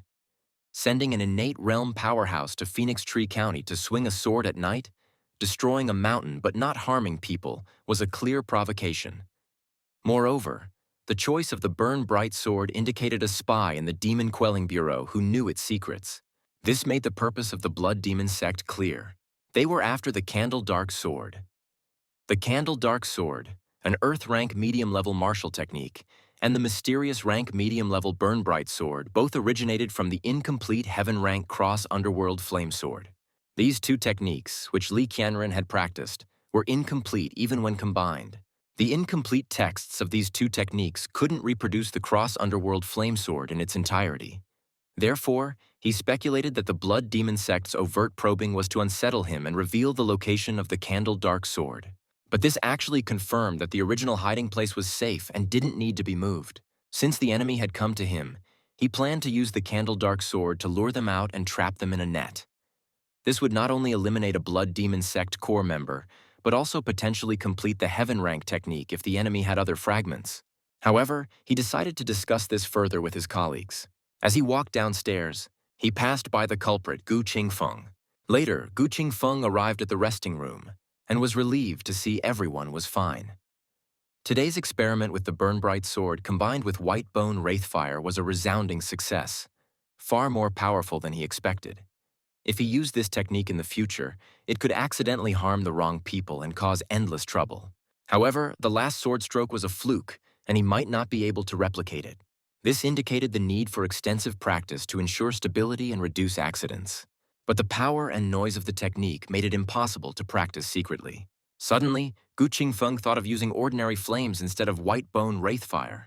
If he replaced White Bone Wraithfire with normal flames, the power would be much less. His talent in fire mastery meant he could control any flame, making no difference between normal flames and White Bone Wraithfire. The most important thing was to practice the Burn Bright sword without arousing suspicion. Having figured this out, Gu Qingfeng pulled out a primordial cultivation pill from his pocket. This pill was necessary for martial practitioners in the inner energy realm, but of limited use to someone in the energy-gathering realm like himself. He hesitated, knowing that without it, he might never reach the inner energy realm. After a brief hesitation, he decided to take it. As the pill dissolved, a pure medicinal power filled his body, and Gu Qingfeng immediately began to absorb it using the Pure Bright technique. This scene drew praise from the surrounding demon exorcists for his diligence, practicing even in the resting hall and setting an example for them all. An hour later, Gu Qingfeng felt his internal power reaching a critical point, and he accidentally let out a thunderous fart, filling the resting room with an unbearable stench. However, Gu Qingfeng finally broke through to the 4th level of the energy-gathering realm, reaching its pinnacle. He hadn't expected the primordial cultivation pill to be so effective that a few more could potentially advance him to the inner energy realm in minutes. Yet, the Demon Quelling Bureau was stingy, issuing the primordial cultivation pill only once. As a yellow-rank demon exorcist, one could only obtain more pills by completing tasks and earning merits. With such pills available for rapid cultivation, who would want to toil away? So, one could only work daily to earn merits, living the life of an honest laborer. Thinking of work, Gu Qingfeng suddenly remembered that today was his first day reporting as a yellow-rank demon exorcist, and he couldn't afford to be late. So he immediately hurried back, but to his surprise, his direct superior turned out to be He Fenghua. No wonder He Fenghua was the referee in the recent competition. He replaced the deceased mysterious rank demon exorcist, Mr. Yang, and was selecting subordinates. Gu Qingfeng realized he might be in trouble for refusing He Fenghua twice. With this in mind, Gu Qingfeng felt a sense of foreboding but still initiated the report. Subordinate Gu Qingfeng reporting for duty. However, He Fenghua remained silent, creating an awkward atmosphere, clearly intending to embarrass Gu Qingfeng. Fortunately, a one-eyed woman stretched lazily and greeted Gu Qingfeng, easing the awkwardness. She then approached Gu Qingfeng, placed her hand on his shoulder, and said with a smile, "I can only help you so much. You're late on your first day of attendance, completely disregarding the rules. As a punishment, you'll lose a month's salary. I hope you'll take this as a lesson." She then turned to He Fenghua and asked, "He Fenghua, what do you think?" He Fenghua, with a somber expression, slowly uttered a word. "Acceptable." Gu Qingfeng was dumbfounded and inwardly complained. "Great, on my first day of work, I'm fined a month's salary. Looks like I'll be working for free this month. Are you two playing with me?" He retorted, "Stop talking nonsense. When I arrived, the sundial outside was just a hair's breadth from the appointed time. It's not my fault you didn't hear me report." He Fenghua, with a piercing gaze, replied, "I am merely enforcing the rules impartially. We can verify the time by the sundial outside. You could admit your mistake, and I might consider leniency." Gu Qingfeng just chuckled and said, "Lord He, what an authoritative display. It seems you're abusing your power to suppress others." This statement shocked the other demon exorcists in the room, who admired Gu Qingfeng's boldness for confronting a superior on his first day, though they wondered if he understood the principle of bowing under someone else's roof. He Fenghua, picking up his cup, calmly said, "Gu Qingfeng, do you realize the crime of slandering a superior?" Unintimidated, Gu Qingfeng countered, "He Fenghua, do you know the crime of framing a subordinate, coercion, and manipulating the competition?" As soon as these words were spoken, the entire room was shaken, and He Fenghua even crushed the cup in his hand, his face darkening as he spoke. "Such defiance! You must be tainted by demon evil. I will have you assigned to the demon-quelling prison. Spend your life as a prison guard." Hearing this, Gu Qingfeng was momentarily stunned. wondering if this was a stroke of luck. He had been worrying about an excuse to get transferred to the demon-quelling prison, and now He Fenghua was offering it on a platter. Gu Qingfeng stepped forward, gratefully grabbed He Fenghua's hand, and tearfully expressed his thanks, secretly delighted in his heart. "The second layer, demons, here I come," he thought. But this move baffled He Fenghua, who assumed Gu Qingfeng was acting out of fear. At this moment, the one-eyed woman stepped in, suggesting that He Fenghua, not being heartless, should reconsider since they were short-staffed after recent upheavals. Gu Qingfeng quickly interjected, "Don't pardon me. Please send me to the demon-quelling prison right away." Hearing this, the one-eyed woman was infuriated by his stubbornness, admonishing him for not taking the opportunity to back down. Suddenly, He Fenghua coughed to interrupt. "Today I'll be magnanimous and let this pass. Steward Huang, take them to choose their subordinates. I have documents to attend to." He Fenghua's leniency wasn't out of generosity, but because the Demon Quelling Bureau was short-staffed, and he couldn't afford a problem so soon into his tenure. For Gu Qingfeng, it was a disappointing moment as his desired second-layer assignment seemed to slip away. Steward Huang then led Gu Qingfeng to select subordinates, explaining that each yellow-rank demon exorcist could choose up to 5 people. Steward Huang introduced the new demon exorcists, among whom 4 were high-level inner energy realm masters, while Gu Qingfeng was only at the 3rd level of the energy-gathering realm. The attendees were somewhat aware of Gu Qingfeng's deeds but remained skeptical, seeing his strength as superficial due to his lower cultivation level. They believed that while Gu Qingfeng might be formidable in physical combat, he would be vulnerable against inner energy realm martial practitioners. Additionally, they viewed physical prowess as having a low ceiling compared to cultivation levels. In their eyes, Gu Qingfeng was the weakest among the 5, which became evident during the selection phase, as everyone else quickly gathered followers, leaving Gu Qingfeng with no one. It seemed he was being shunned by the others. Given the limited number of trainee demon exorcists present, there weren't enough to go around 5 per person, and Gu Qingfeng realized he might not recruit anyone at this rate. Therefore, Gu Qingfeng decided to take the initiative and started persuading others to join his team instead, arguing that although following a powerful leader might seem safer, they would be helpless against demons stronger than their leader. He assured them that if they joined his team, he would act as a shield in front of them, increasing their survival chances. Despite the general disdain towards Gu Qingfeng, there were exceptions, like the life-fearing Fatty Wang and the scholarly Xu Fan, who were successfully persuaded by Gu Qingfeng. After selecting his subordinates, according to Demon Quelling Bureau's rules, each yellow-rank demon exorcist was responsible for a specific area to manage demon-related incidents. This assignment was, of course, in the hands of mysterious rank demon exorcist He Fenghua. At this moment, Fatty Wang behind him was praying not to be assigned to Blackwater Village. Curious, Gu Qingfeng asked what was wrong with Blackwater Village, and learned from Fatty Wang that the recently deceased mysterious rank demon exorcist, Mr. Yang, died there in the dry bone forest. On a dark, windy night, Mr. Yang and 4 yellow rank demon exorcists were patrolling the dry bone forest, when the bones suddenly turned into demons and killed Mr. Yang. Upon hearing this, a heaven-rank demon exorcist, Li, angrily sent an earth-rank and 3 mysterious rank demon exorcists to Blackwater Village, but they returned empty-handed, concluding that the demon was not local and moved around. However, anyone with a brain could tell that these were just comforting words. Demons prefer dark places, and the dry bone forest had an even darker aura. The demon must be highly intelligent, hiding when demon exorcists arrived and re-emerging to commit crimes once they left. After He Fenghua took over Mr. Yang's position, he was responsible for Dark Mountain County, with Blackwater Village being one of its villages. Thus, Fatty Wang feared being assigned there and even asked Gu Qingfeng about his relationship with He Fenghua, suggesting they request some leniency. Gu Qingfeng awkwardly smiled at He Fenghua and said, "My relationship with Lord He is excellent. He will surely give me special consideration." Hearing this, Fatty Wang was overjoyed, thinking Gu Qingfeng had a good relationship with He Fenghua. However, He Fenghua coldly assigned Blackwater Village to Gu Qingfeng. Fatty Wang was stunned, questioning Gu Qingfeng's claim of a good relationship with He Fenghua. Gu Qingfeng awkwardly nodded. "Yes, we have a history." Realizing the situation, Fatty Wang fell to his knees, understanding he had boarded a sinking ship. He suggested to Gu Qingfeng that they could just patrol the outskirts of Blackwater Village without entering, to fulfill their duty.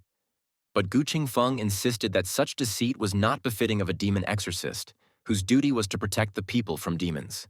Fatty Wang glared at Shu Fan, urging him to persuade Gu Qingfeng. Shu Fan, however, solemnly agreed with Gu Qingfeng, saying, "The Lord is right. Our duty is to save the people from disaster and restore order. I have indeed come to the right place. Lord Gu is truly a hero." Hearing this, Fatty Wang was completely dumbfounded, questioning whether Shu Fan was flattering or had really lost his mind, and wondered if it was still possible to prepare for his own demise. Gu Qingfeng turned with a smile, reassuring everyone. "Don't worry, with me here, mere demons are nothing to worry about. However, we still have 3 days before heading to Blackwater Village." Gu Qingfeng planned to use this time to practice the Burn Bright Sword, although using ordinary flames would be less powerful and more cumbersome due to the need to light them first. So, Gu Qingfeng thought of simplifying the process of igniting the flames, ideally having them ready as soon as he drew his sword. Suddenly, an idea struck him. Why not use a lighter? He planned to forge the sword blade from special flint material, fill the scabbard with a special oil, and add a catch mechanism so that drawing the sword would ignite the oil. With his fire mastery talent, he wouldn't have to worry about the remaining oil in the scabbard igniting, as he could extinguish it. Feeling like a genius for his modern approach, Gu Qingfeng headed to the Demon Quelling Bureau's blacksmith to craft his weapon. Unexpectedly, the blacksmith, a fitness enthusiast, initially refused to take his order. Gu Qingfeng sighed at the typical public servant attitude, but then decided to use his financial influence, handing over money and the design. Upon seeing the money, the blacksmith's attitude changed drastically, and he began to study the design intensely. After a while, the blacksmith expressed his concern that a sword made from flint would be extremely fragile and unsuitable for combat. Gu Qingfeng anticipated this and instructed him to follow the design anyway, as he didn't intend to use the sword for fighting, but solely for performing the Burn Bright Sword technique. The blacksmith, understanding his intent, asked Gu Qingfeng to return in 5 days. Gu Qingfeng, realizing he would be heading to Blackwater Village in 3 days, couldn't take such a risk, and offered more money for a 3-day completion. The blacksmith initially hesitated, but agreed after seeing the extra money, and got to work. Driven by the additional payment, the blacksmith completed the fire sword, named Yama by Gu Qingfeng, in just 2 days. For safety, Gu Qingfeng prepared extensively, including a demon-slaying sword blessed by a master, the Demon Quelling Bureau's Goosefeather Blade, and the regenerative and adaptable Wood King sword he discovered during his practice. Additionally, he had 7 talismans and a bottle of energy-nourishing pill. With these preparations, Gu Qingfeng felt confident about the upcoming mission, and called Fatty Wang and Shu Fan to depart. However, Fatty Wang seemed to have gained even more weight, which Gu Qingfeng learned was due to Fatty Wang wearing an extra layer of thick armor out of fear, leaving Gu Qingfeng to marvel at his ability to move in such heavy armor. Subsequently, the group set off and finally arrived at Dark Mountain County's Blackwater Village by dusk. Seeing the peaceful scene in Blackwater Village, Gu Qingfeng couldn't help but wonder if there really were demons here. Nevertheless, he decided to enter the village and take a look. As soon as they entered, an old man named Hu Liang, the village head, stopped them. After a brief exchange, Hu Liang recounted the recent events in the village.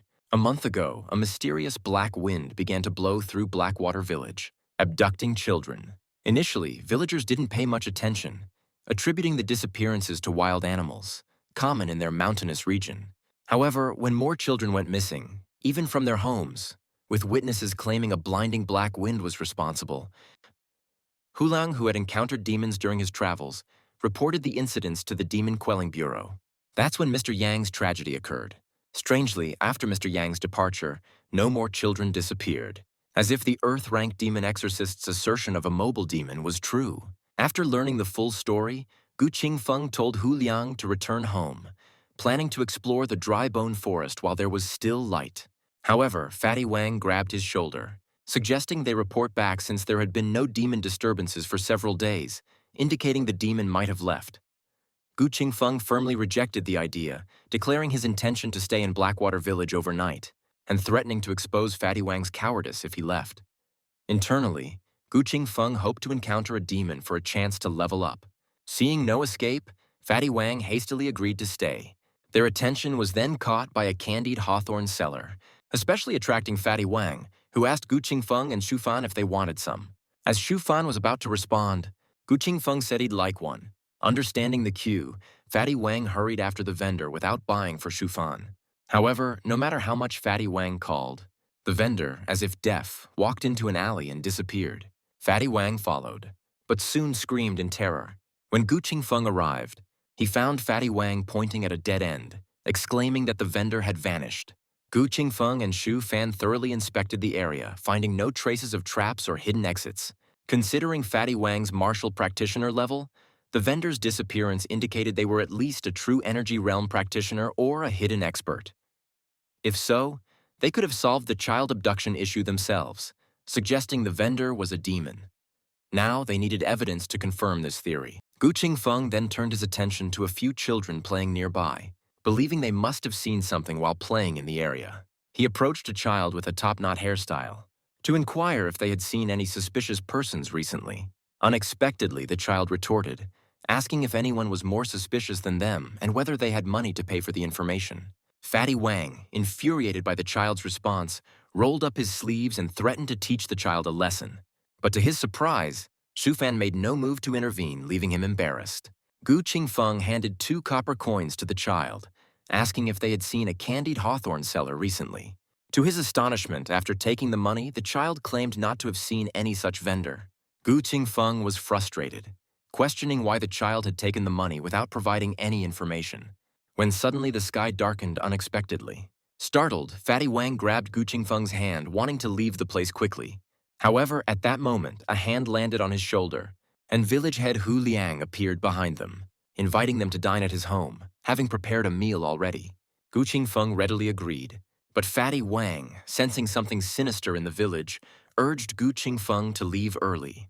Gu Qingfeng dismissed his concerns, but when he turned around, he noticed that the children they had just seen were now gone. Sensing something amiss with these consecutive disappearances, Gu Qingfeng turned to Hu Liang and remarked sarcastically about the interesting nature of the village, with people vanishing in an instant. However, Hu Liang responded with surprise, questioning why there would be children outside at such a late hour, especially after recent demon disturbances. Fatty Wang clung to Gu Qingfeng in fear upon hearing this. Gu Qingfeng pondered if Hu Liang was telling the truth. Then both the vendor and the children must have been demons, and even suspected something might be amiss with the village head and the entire village. To test his theory, Gu Qingfeng devised a small experiment, asking Shu Fan and Fatty Wang to turn their heads and then look back on the count of 3 to see if Hu Liang would also disappear. As expected, when they turned back, Hu Liang was gone, which terrified Fatty Wang, who clung to Shu Fan. Although Gu Qingfeng wasn't scared, he was annoyed. His desire for a candied hawthorn went unfulfilled. He was tricked out of 2 copper coins by the children, and even the village head seemed to be playing tricks on him. Frustrated, Gu Qingfeng instructed Fatty Wang and Shu Fan to search every house in the village, determined to find the missing people. However, when Fatty Wang and Shu Fan returned after searching, their findings were shockingly identical. Both the east and west sides of the village were completely deserted. Growing increasingly fearful, Fatty Wang suggested they should return and call for backup. Gu Qingfeng, however, ignored him, wondering if they had been under an illusion since entering the village. With this in mind, he immediately inquired of his system why he hadn't received any feedback on getting stronger despite being under an illusion. The system replied there were 2 possibilities. 1, the illusion wasn't cast by a demon but was man-made. 2, it was a demon's illusion similar to a sleight of hand, causing no harm and thus triggering no system response. Gu Qingfeng realized the distinction, recalling how the eye demon's illusion in demon-quelling prison was an attack on his mind, triggering the system, whereas its illusion later didn't constitute an attack. Since he suffered no harm this time, the system remained unresponsive. Having understood, Gu Qingfeng drew his goose-feather blade, determined to investigate the dry bone forest. Arriving at the dry bone forest with Fatty Wang and Shu Fan, Gu Qingfeng loudly called out for Hu Liang, then began searching unabashedly, even laughing eerily as if he were at home. Fatty Wang and Shu Fan marveled internally at Gu Qingfeng's fearlessness, pondering who the real demon was, as Gu Qingfeng seemed too terrifying.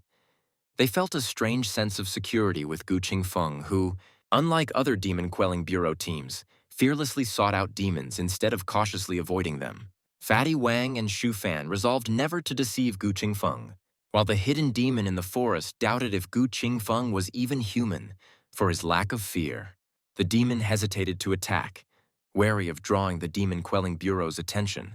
Gu Qingfeng and his companions eventually reached a graveyard, where Gu Qingfeng, drawing on his gaming experience, expected a boss battle but found no response from the tombstones. This led him to question his approach and whether there was anything amiss at all. Suddenly, Fatty Wang screamed and collapsed, pointing at a tombstone and muttering incoherently. Gu Qingfeng discovered the tombstone bore Hu Liang's name, and Fatty Wang, recalling Hu Liang's recent dinner invitation, felt weak at the knees. Realizing Hu Liang was deceased, Gu Qingfeng concluded that the tombstones must belong to Blackwater Village's residents, and that they had encountered Hu Liang's soul. Angry, Gu Qingfeng kicked Hu Liang's tombstone to pieces, and instructed Fatty Wang and Shu Fan to dig up the grave. Both hesitated, fearing divine retribution for such an act, but eventually complied under Gu Qingfeng's authority. Soon they unearthed a coffin, which Gu Qingfeng leaped into and kicked open, revealing a withered corpse. Shockingly, the corpse's eyes suddenly opened, and it stood up stiffly, appearing to have turned into a zombie. Gu Qingfeng didn't care what the entity had become. He just kicked it, sending it flying away. That's what you get for deceiving me.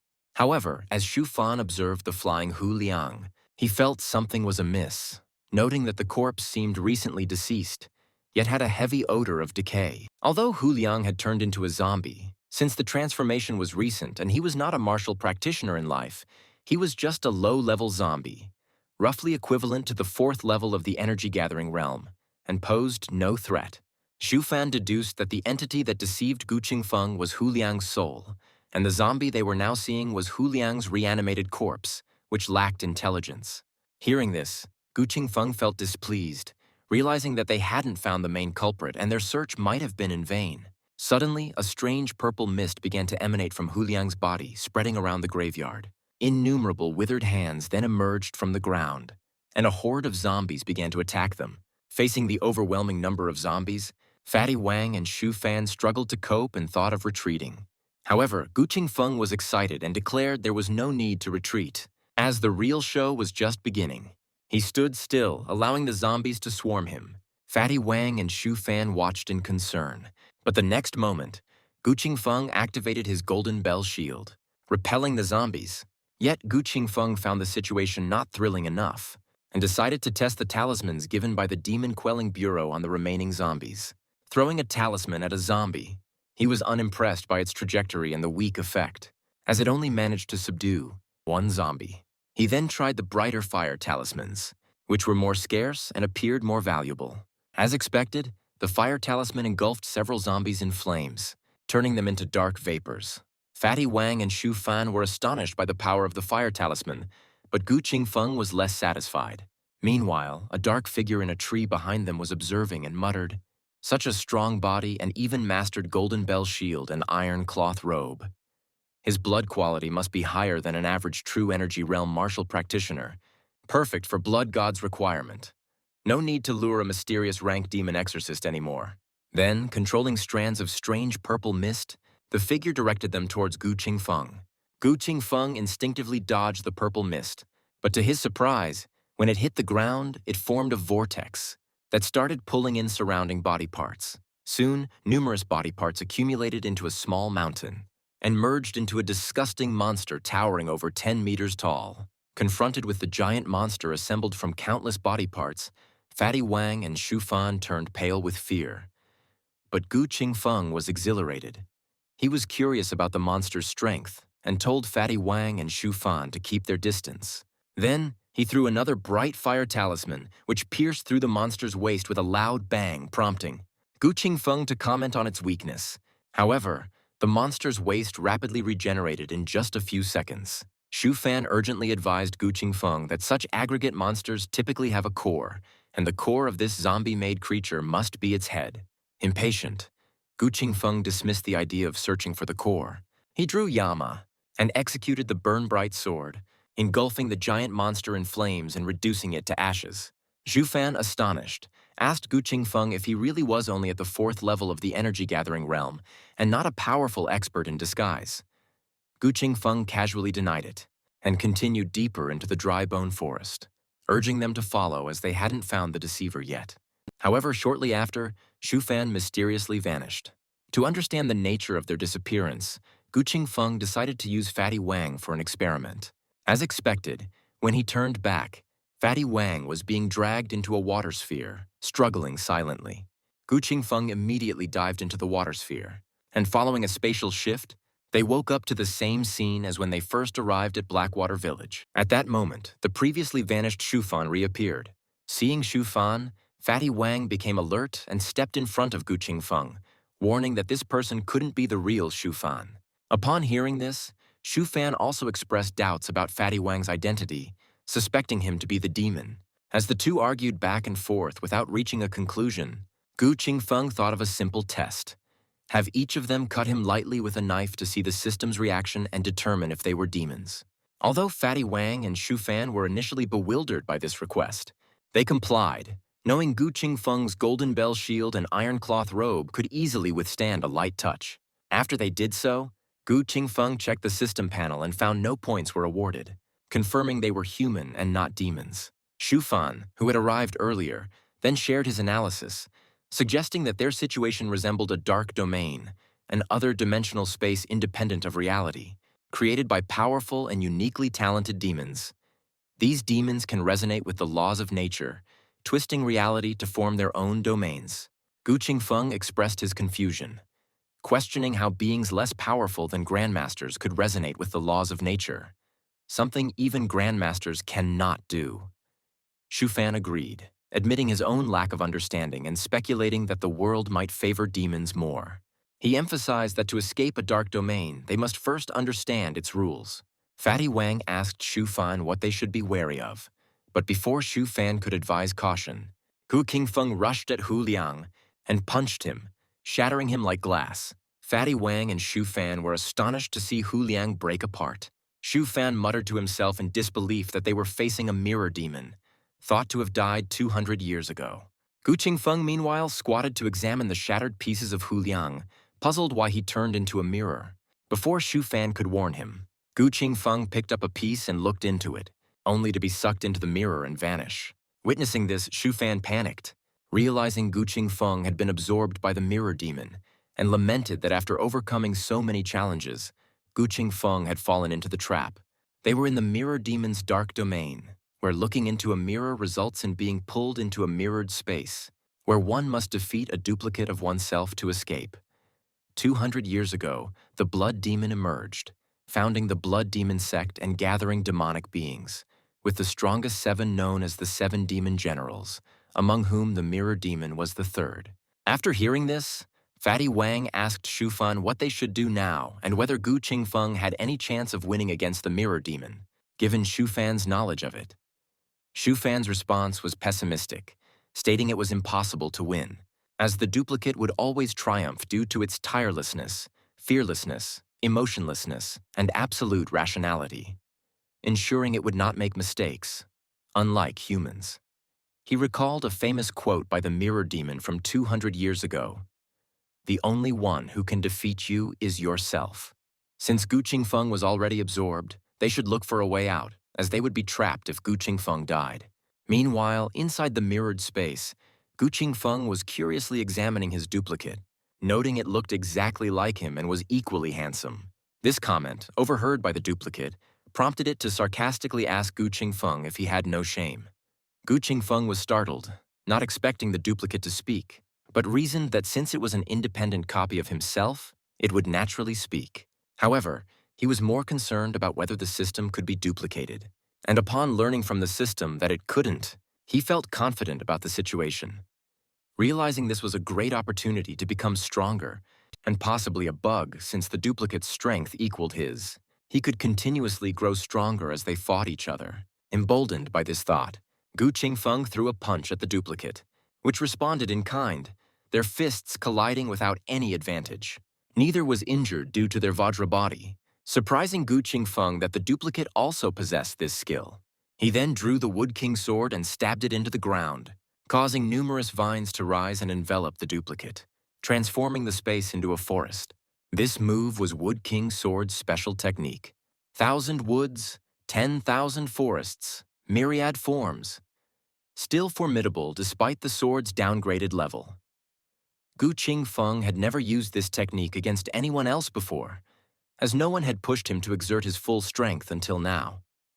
However, before Gu Qingfeng could rejoice for long, the duplicate, entangled in vines, broke free and executed the Wood King's sword's technique as well. Soon, numerous vines intertwined, making it difficult to distinguish between them, and then they exploded with a loud bang. Gu Qingfeng hadn't expected this demonic entity to replicate even a mysterious rank spirit weapon, truly worthy of being one of the 7 demon generals. He then drew his Wood King sword, using his fire mastery talent to imbue it with Grandmaster-level Whitebone Wraithfire, and unleashed the Burn-Bright sword at the duplicate. The duplicate, undeterred, countered with a black sword energy of its own, neutralizing Gu Qingfeng's attack. Gu Qingfeng was surprised that the duplicate also possessed the fire mastery talent. The duplicate then mocked, "Feeling desperate yet?" Unexpectedly, Gu Qingfeng simply lay down, urging the duplicate to attack quickly and not waste time. This response left the duplicate bewildered, questioning Gu Qingfeng's apparent surrender. Gu Qingfeng thought it futile to continue fighting, preferring to wait and gain strength. The duplicate, unsure of Gu Qingfeng's tactics but confident in their equal power, launched an attack with the Wood King's sword, binding Gu Qingfeng with numerous black vines. It swiftly approached and pummeled Gu Qingfeng, who remained unscathed, prompting him to scold the duplicate for not using the more effective Burn-Bright sword, powered by Whitebone Wraithfire. As the duplicate realized this, a blood shadow suddenly entered its body, altering its aura completely, as if it had transformed into a different entity. Gu Qingfeng instantly understood the true master had arrived and taunted. "I know you're the Mirror Demon, the 3rd of the 7 demon generals." This statement struck a nerve with the Mirror Demon, who, holding Gu Qingfeng's chin, corrected him. "I'm the 2nd. In terms of strength and talent, how could I be inferior to that one? I am indeed the 2nd strongest under Lord Blood Demon." Hearing this, Gu Qingfeng realized there were internal conflicts among the 7 demon generals and then asked the Mirror Demon about his intentions. The Mirror Demon, planting the Wood King's sword into the ground, straightforwardly proposed that Gu Qingfeng, with his strength comparable to a grandmaster despite his young age, should submit to him and assist in reviving Lord Blood Demon in exchange for his life. Upon hearing this, Gu Qingfeng suddenly had an epiphany. "So, you killed all the people in Blackwater Village and lured the demon exorcist here just to resurrect the Blood Demon?" "That's right," came the reply. "You're somewhat intelligent. I originally planned to use your blood to sacrifice to the Blood God, but considering your strength, I reluctantly offer to take you into the Blood Demon sect. Are you willing to submit? But haven't you already created a copy of me? Why do you still need me to submit?" It turns out that the copy cannot leave the mirror space. If Gu Qingfeng dies, the copy will die too. Hearing this, Gu Qingfeng burst into laughter. Without asking anything, the Mirror Demon had revealed his entire plan. Was he so eager for others to know he wanted to resurrect the Blood Demon? Indeed, the saying "villains die because of their verbosity" isn't without reason. The Mirror Demon scoffed. "Is there a need to hide anything from a dead man?" But Gu Qingfeng sighed. "What an idiot. No wonder you're the 3rd one." This remark instantly enraged the Mirror Demon, who unleashed the Burn-Bright sword at Gu Qingfeng. This was exactly what Gu Qingfeng had been waiting for. He had engaged in lengthy conversation just to provoke this attack and test whether it could break the limit of his Vajra body. For this, he had even deliberately turned off his fire mastery talent, allowing the sword to strike him. A loud boom ensued, and the system notified that the host was attacked by the Mirror Demon, adding 1,000 to his defense. Congratulations were in order for breaking the defense limit, evolving the Vajra body into the Vajra indestructible body. Accompanied by the system's prompt, Gu Qingfeng felt himself grow stronger, a thrilling sensation. He continued to provoke, "Hey, number 3, is that all you've got?" Enraged, the Mirror Demon relentlessly executed dozens of Burn-Bright swords, greatly boosting Gu Qingfeng's defense. However, after repeated unsuccessful attacks, the Mirror Demon's stamina started to falter. Trembling, he asked Gu Qingfeng what kind of constitution he had, that even Grandmaster-level attacks were ineffective against him. Contrary to expectation, Gu Qingfeng angrily retorted, "You are my copy. Don't you know what kind of constitution I have? Didn't you evolve with me?" At these words, the Mirror Demon was taken aback. "Evolve? What evolution?" With this response, Gu Qingfeng instantly understood the weakness of the Mirror Demon. The mirror demon's copy was fixed at the moment of entering the mirror space. This meant if he evolved inside the mirror space, the copy wouldn't become stronger. No wonder the mirror demon was defeated 200 years ago. Someone must have discovered his secret. With this realization, Gu Qingfeng slowly approached the mirror demon, then coldly said, "I'll give you one last chance. If you have any powerful moves, use them now, or you'll lose the opportunity." After speaking, Gu Qingfeng even made a throat-slitting gesture to intimidate the mirror demon. The mirror demon, frightened by his actions, kept retreating. Seeing this, Gu Qingfeng knew his guess was right. This mirror demon was nothing but a one-trick pony, apart from the ability to copy. While he could replicate others, he couldn't copy Gu Qingfeng's system. The copy had strong physical defense and could control flames. Its strongest move, Burn Bright Sword, reached the Grandmaster level. Thus, against such attacks, the Fire Mastery talent could only mitigate damage, not nullify it. Now that the Vajra body had evolved, Gu Qingfeng wondered if the Burn Bright Sword could still harm him. Contemplating whether to entice the mirror demon to strike him and test the limits of his Vajra indestructible body, Gu Qingfeng flashed behind the mirror demon and punched hard on his golden bell shield, shattering it with a crack. The mirror demon, incredulous, exclaimed, "Impossible!" before being sent flying by Gu Qingfeng's punch. The more impossible part was yet to come. Gu Qingfeng, with a tap of his foot, pursued the mirror demon in the air and launched over a dozen attacks, rendering the mirror demon defenseless. He finally landed in a large crater, weeping in frustration. "Why is the original so much stronger than the copy?" Gu Qingfeng, stepping on his head, coldly said, "If these are your last words, then goodbye." At this, fear flashed across the mirror demon's face. "Wait, you can't kill me. I am the most favored subordinate of the Blood Demon Lord. I have a mark left by him. If you kill me, the mark will be imprinted on you, and the Blood Demon Lord will never let you off." Upon hearing this, Gu Qingfeng burst into laughter. "A buy one, get one free deal? Then I must kill you." The mirror demon was stunned, realizing the script wasn't going as planned. He then threatened Gu Qingfeng. "Don't be arrogant. The Blood Demon Lord's power is above that of a Grandmaster. Killing you would be effortless." To his surprise, Gu Qingfeng seemed even more thrilled. "Above a Grandmaster? That's fantastic." This unexpected response completely overwhelmed the mirror demon, who couldn't understand what was happening. Suddenly, Gu Qingfeng grabbed his neck, lifted him, and confirmed, "Are you sure you can leave a mark on me? Don't die without leaving it, or who do I go to for answers?" The mirror demon's face was filled with disbelief. He hadn't expected Gu Qingfeng to really want to kill him. Had he fallen behind the times? It had only been 200 years. Had the fearsome reputation of the Blood Demon Lord, once enough to make children cry, become so ineffective? Gu Qingfeng then tightened his grip and coldly stated, "I hate being lied to the most. You've deceived me several times using the souls of Blackwater Village's villagers, so you must die." The mirror demon, sweating profusely, hurriedly explained, "I wasn't deceiving you. I just wanted to scare you away, not knowing you'd be so fierce." But Gu Qingfeng, raising his fist in anger, said, "Most importantly, you tricked me out of 2 copper coins. 2 copper coins." The mirror demon was baffled. "What companions? That's none of my business." Just as Gu Qingfeng was about to strangle him, the mirror demon revealed a sinister smile. "Villains die because they talk too much. But it's not me who will die of it. It's you." As he spoke, his body turned into black smoke and swiftly entered Gu Qingfeng's body, attempting to take over and turn him into a mirror slave. Unfortunately for him, he was facing Gu Qingfeng. A system notification followed. "Host attacked by mirror demon mirror image clone incubating." Meanwhile, the mirror demon's screams echoed inside Gu Qingfeng's body as he began to disintegrate. Unexpectedly, Gu Qingfeng also mastered the mirror image clone technique, appearing before the mirror demon.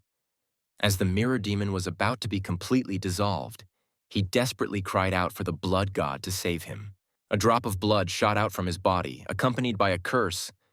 "Useless creature, the resurrection of the true being is imminent, yet I have to waste power on someone like you. After this, bring 10,000 people to sacrifice to me." This drop of blood turned out to be one of the blood demon's essence blood, and upon encountering Gu Qingfeng's flesh, it became excited, intending to transform Gu Qingfeng's body into its vessel. Instantly, it split into numerous smaller droplets, enveloping the area around Gu Qingfeng. In just a moment, the mirror demon's mirror space turned blood red and began to erode Gu Qingfeng's flesh. The system alerted. Host attacked by Blood God. Bloodline concentration increase, +10, +10, +10. Along with the system's prompts, Blood God's screams could be heard as it was gradually disintegrating. Then the system announced, "Congratulations, host, for acquiring the divine ability, Mirror Image Clone. It allows the creation of a clone identical to the host in appearance and strength, with a duration dependent on the host's cultivation level. Current duration, 1 incense stick's time." Seeing the description of Mirror Image Clone, Gu Qingfeng was thrilled.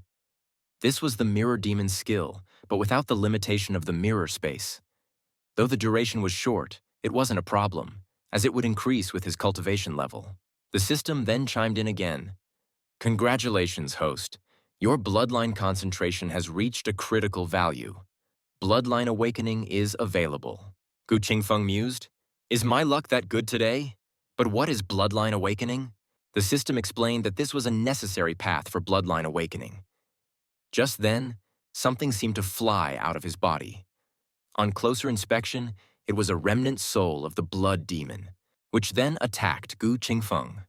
The system alerted, "You are attacked by the blood demon's remnant soul. Soul power increase, Buzz 100, Buzz 100, Buzz 100.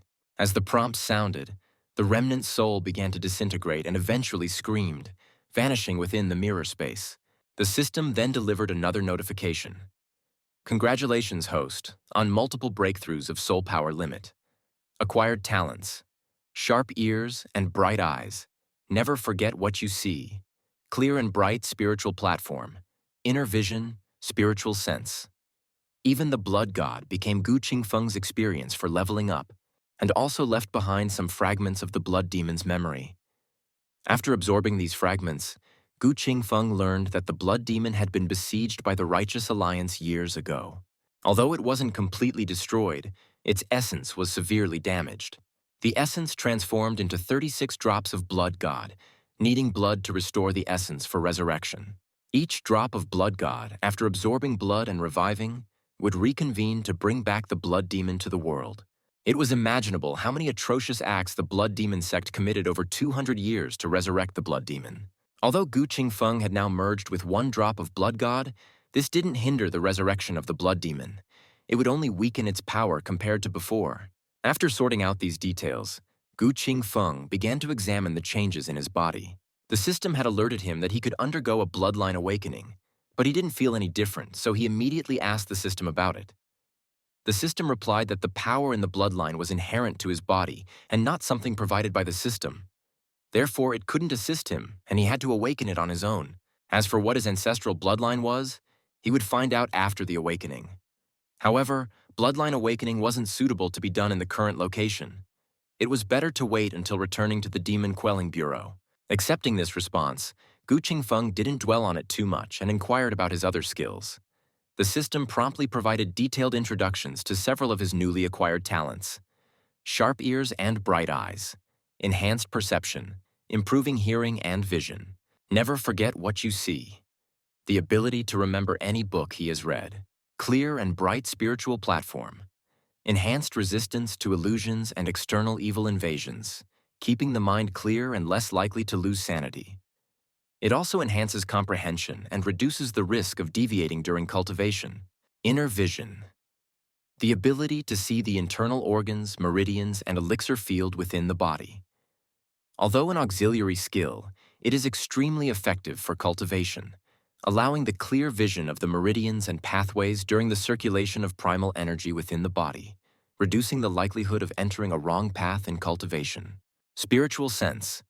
A sense independent of the 5 basic senses, capable of foreseeing danger, detecting others' malice, and sensing when being spied upon. Additionally, Gu Qingfeng acquired a skill sponsored by the Blood Demon, one of the Blood Demon's 36 techniques. Rebirth from a drop of blood. This basic skill of the Blood Demon's resurrection meant that even if his body was destroyed, as long as a single drop of blood remained, he could be reborn. This skill was practically a lifesaver. The ability to resurrect as long as the essence blood was preserved was like having an extra life. Such a powerful skill was indeed a huge gain. Now I can go all out against demons, he thought.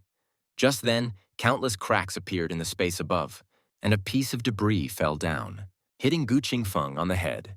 He realized that the mirror demon's death had caused the collapse of the mirror space he created. Once the mirror space completely disintegrated, Gu Qingfeng found himself back in the dry bone forest. But Fatty Wang and Shu Fan were nowhere to be seen. Just as he was about to call out for them, both fell out of the mirror space. Seeing themselves back in the dry bone forest, Shu Fan was incredulous, and Fatty Wang suspected it might be another trick by the mirror demon.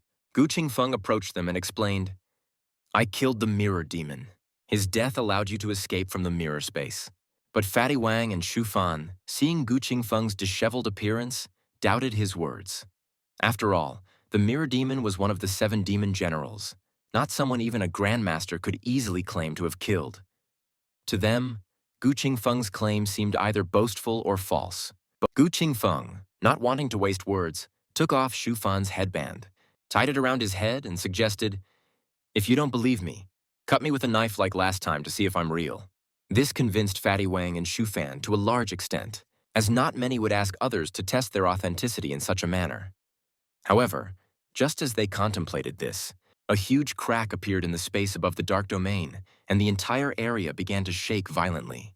Realizing the dark domain was still collapsing, Shu Fan urgently suggested they run. If they didn't leave before the collapse, they would be shredded to pieces by the spatial forces. They hurried towards the village entrance, which was the exit of the dark domain.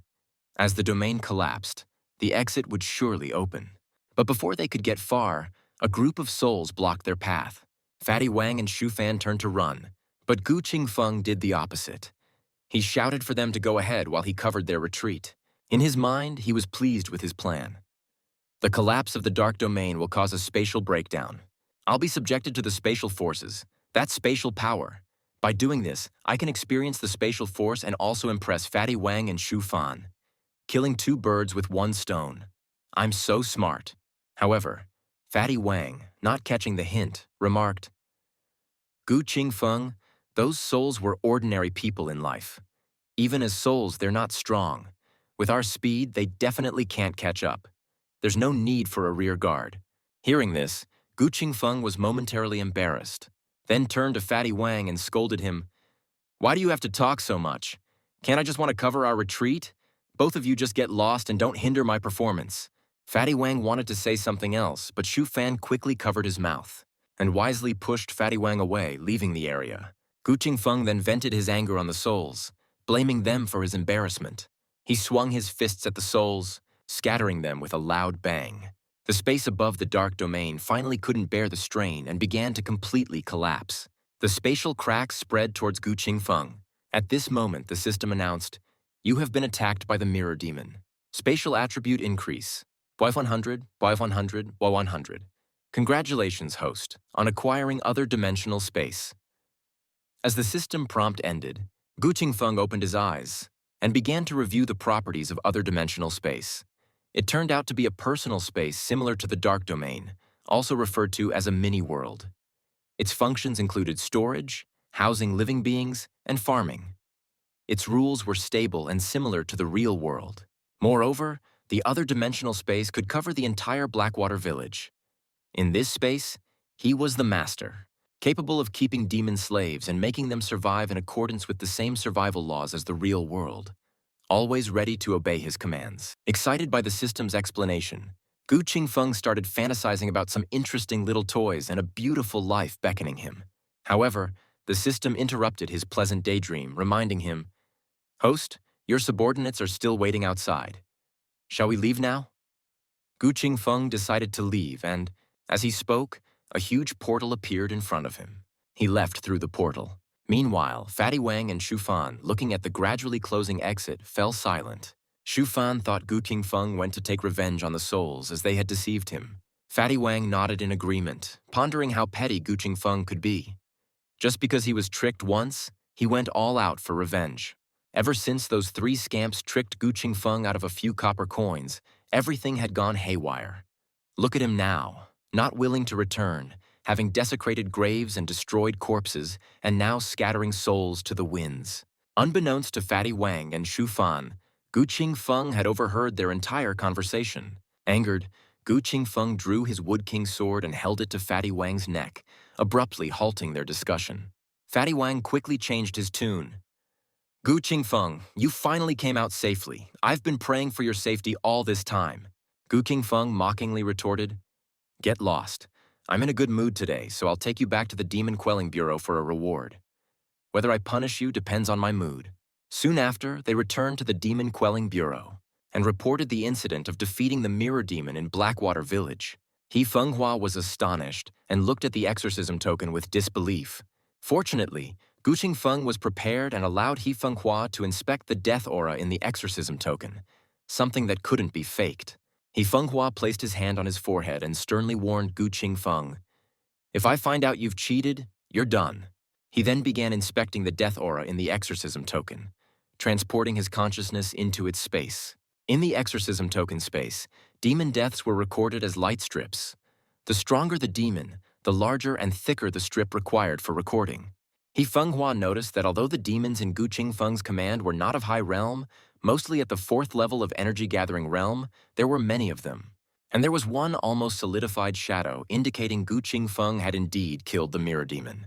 After verifying the authenticity, He Fenghua fell into a brief contemplation, considering taking credit for this significant achievement for himself. He then waved his hand, telling Gu Qingfeng and the others to go back and rest.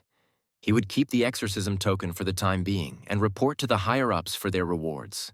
Gu Qingfeng thanked him, though he was somewhat puzzled by He Fenghua's sudden kindness, suspecting ulterior motives. However, he didn't voice his suspicions and left as per He Fenghua's suggestion.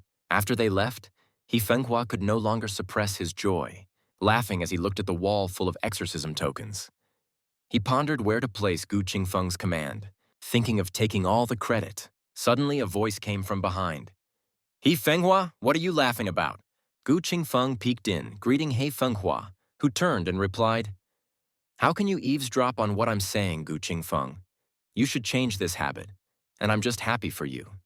Your achievements also reflect well on me as your superior. Realizing what was happening, Gu Qingfeng feigned enlightenment.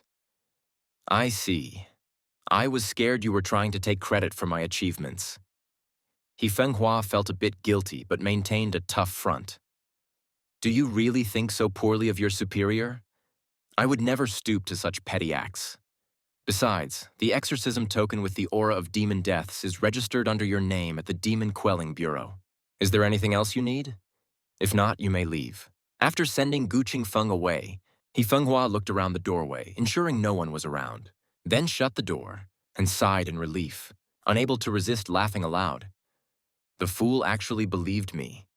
The exorcism token might be his, but the aura inside can be transferred using a formation. I just need to find a master of formations to transfer all that aura to my command, and all the credit will be mine. Once I solidify my accomplishments, his low rank and lack of influence won't matter. No one will believe him.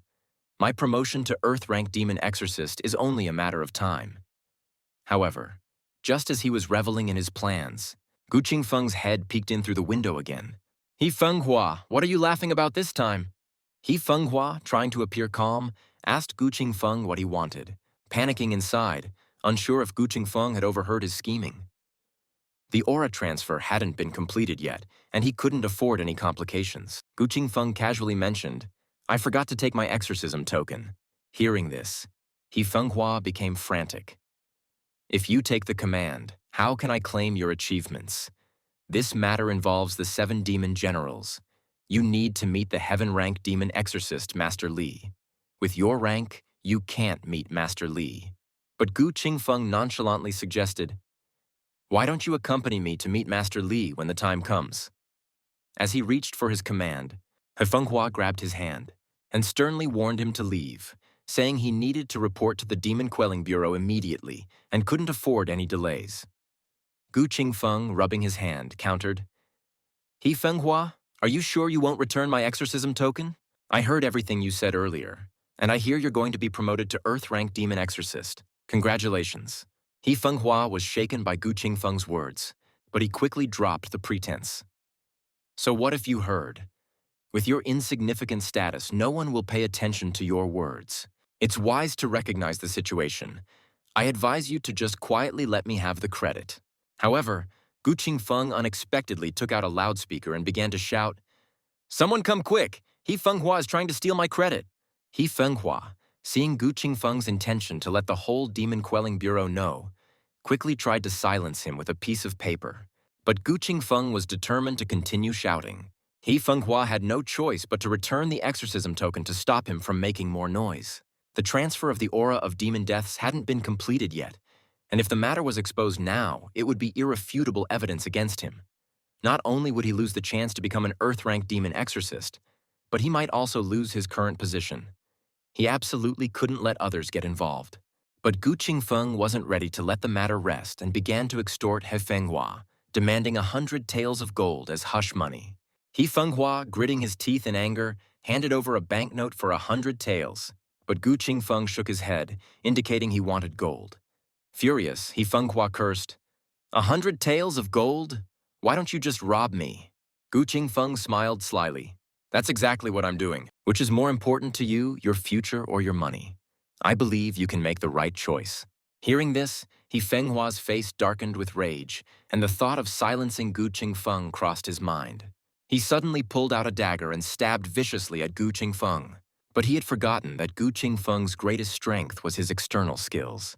Not only did the dagger fail to penetrate Gu Qingfeng's defenses, but Gu Qingfeng also grabbed He Fenghua's arm, asking if he had made up his mind about the 100 taels of gold. Enraged, He Fenghua reluctantly reached for the gold while asking Gu Qingfeng why he didn't just rob him. The next moment, Gu Qingfeng punched him in the chest and said indifferently, "What do you think I'm doing? He Fenghua, keep laughing. I won't disturb you anymore. Oh, and be careful with your words next time. I can't guarantee I won't ask for more." He Fenghua was so enraged by Gu Qingfeng's words that he spat out blood and fainted. Looking at He Fenghua passed out on the floor, Gu Qingfeng sighed. "This guy can't take a joke. I wonder if I'll end up being known for angering my superiors to death. Oh well, in light of the money, I guess I'll be merciful and save his life." Saying so, Gu Qingfeng took all of He Fenghua's possessions, and then shouted loudly, "Someone come quick! He Fenghua has fainted! Help!" The next day, the incident was the talk of the Demon Quelling Bureau, with people discussing it everywhere. "I heard He Fenghua tried to steal Gu Qingfeng's credit and got taught a lesson," they said. Even members of the Dark Bureau had arrived. Listening to the discussions, Gu Qingfeng was curious about the Dark Bureau. Fatty Wang quietly explained that the Demon Quelling Bureau had informants everywhere, with not only overt demon exorcists but also covert agents forming the Dark Bureau. While overt demon exorcists were responsible for slaying demons, the Dark Bureau gathered intelligence and monitored for spies or demon exorcists swayed by demons. Gu Qingfeng likened the Dark Bureau to a disciplinary inspection group. He originally spread the news just to ruin He Fenghua's reputation, but ended up with an unexpected gain. Just then, an old man approached Gu Qingfeng, identifying himself as a member of the Dark Bureau, and said, "Master Li of the Heaven-ranked Demon Exorcists wants to see you. Come with me." Gu Qingfeng cooperated, telling Fatty Wang to call Shu Fan, and then followed the old man to meet Master Li. In a dimly lit hall, Li Qianren, sitting at the head, looked gravely at the group. He directly asked Gu Qingfeng, "Do you realize this is a crime of deceiving the emperor?" Gu Qingfeng was puzzled. Why would Master Li say that?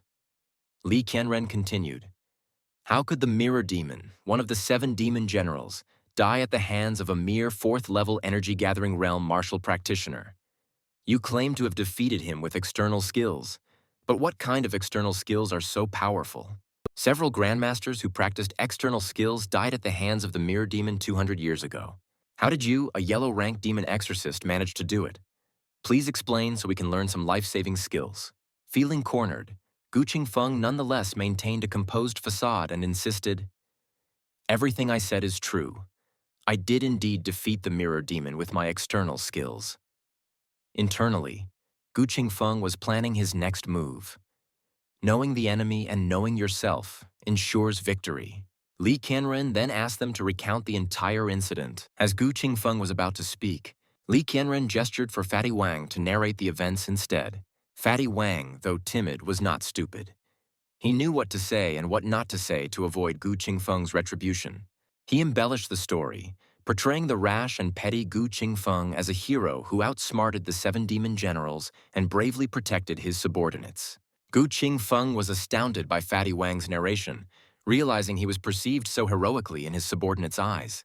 It seemed he had misjudged Fatty Wang, who was actually quite talented. However, 2 Earth-ranked demon exorcists beside Li Qianren raised objections. If it's that easy to win, then what about the grandmasters who practiced external skills and died at the hands of the mirror demon 200 years ago? Maybe this is a conspiracy between Gu Qingfeng and the mirror demon against our demon quelling bureau, they suggested. Li Qianren agreed, fearing a trick by the mirror demon and the blood demon sect. He proposed a physical examination to prove Gu Qingfeng's innocence. Li Qianren, concentrating his true energy realm power into his fingertips, unexpectedly pressed a finger to Gu Qingfeng's forehead and infused strands of true energy into his body. After carefully sensing, Li Qianren opened his eyes, shocked. He hadn't expected Gu Qingfeng to be practicing so many external skills, making him a genuine talent in that area. After the examination, Li Qianren concluded that Gu Qingfeng's claims were likely true. One of the Earth-ranked demon exorcists stood up, asking how Li Qianren would explain this to their superiors. How could a yellow-ranked demon exorcist do what several grandmasters couldn't? Li Qianren explained that external skills, which focus on the physical body, belong to the bright aspect, while the soul is dark. Since external skills strengthen the body with bright energy, and the mirror demon's domain is dark, there is a conflict between dark and bright. Therefore, the mirror demon couldn't completely replicate Gu Qingfeng's level of external skill proficiency, allowing him to defeat the mirror demon. Gu Qingfeng sighed in relief, thinking to himself that Li Qianren's explanation made sense. He's right. Besides that, I can't think of any other reason. It sounds so serious. I almost believed it myself, he thought. However, one of the Earth-ranked demon exorcists raised another objection, questioning why the grandmasters who practiced external skills couldn't defeat the mirror demon. Li Qianren reprimanded him for not understanding that reaching the grandmaster realm involves fierce energy protection, making skills like Golden Bell Shield and Iron Cloth Robe less effective against a clone. The Earth-ranked demon exorcist had an epiphany and thanked Li Qianren for the clarification. Gu Qingfeng gave Li Qianren a thumbs up, internally praising him as a master of logic. Just when the other 2 Earth-ranked demon exorcists seemed convinced, Li Qianren suddenly suggested that the mirror demon might not have been killed by Gu Qingfeng after all, leaving Gu Qingfeng speechless, wondering if Li Qianren was overthinking things or just playing mind games. Li Qianren continued with his analysis. As far as I know, besides the ability to replicate, the mirror demon also possesses a skill called mirror image invasion. It's like spirit possession, turning someone into a mirror slave. Only a grandmaster can resist this because of their strong soul power. This is why the Demon Quelling Bureau dispatched 10 half-step grandmaster-level talents to confront the mirror demon. Now the Gu Qingfeng standing before us, how can he prove he's not a mirror slave? The atmosphere tensed up instantly. The 2 Earth-ranked demon exorcists beside Li Qianren readied their weapons, warily eyeing Gu Qingfeng. Gu Qingfeng was confused, unsure of how to explain himself. You're so good at making up stories. Why can't you come up with an explanation for me? He thought, but he couldn't reveal the existence of the system. Facing these grandmaster-level experts, escape was not an option. He had to come up with an explanation, and if that failed, he was prepared to fight to the end. With his numerous skills and soul power on par with a grandmaster, Gu Qingfeng thought of using soul power as his explanation. He earnestly said, Master Li, I don't know what mirror image invasion is, but the mirror demon did launch a strange attack on me just before he died. He possessed my replica and then turned into a stream of light that entered my body. He tried to kill my soul and take over my body. In self-defense, I inadvertently killed him with my soul power. The female Earth-ranked demon exorcist didn't believe Gu Qingfeng's story and was ready to act, but Li Qianren interrupted her. Whether he's telling the truth or not, I'll find out with a test. Li Qianren then unleashed a powerful surge of soul power and attacked Gu Qingfeng. Gu Qingfeng stood his ground, and his body also erupted with soul power on par with a grandmaster, blocking Li Qianren's attack. The collision of their soul powers instantly filled the entire hall. The weaker Fatty Wang and Shu Fan were even blown away by the shockwave. Seeing this, Li Qianren was astonished, unable to believe that Gu Qingfeng, only a 4th-level energy-gathering realm practitioner, had soul power comparable to a grandmaster. What kind of monster is he? Afterward, Li Qianren ceased his aggression, acknowledging, "Your soul power is not weaker than mine, and your aura is calm and pure, free of any demonic energy." It seems you were telling the truth. The 2 Earth-rank demon exorcists were also delighted. Since Gu Qingfeng was not lying, the immense credit could be reported truthfully to the court. The Phoenix Tree County Demon Quelling Bureau could finally hold its head high among its peers. Moreover, they had discovered a talent with soul power far exceeding the average person, a significant gain indeed. Seeing the drastic change in attitudes, Gu Qingfeng couldn't help but internally criticize their fickleness.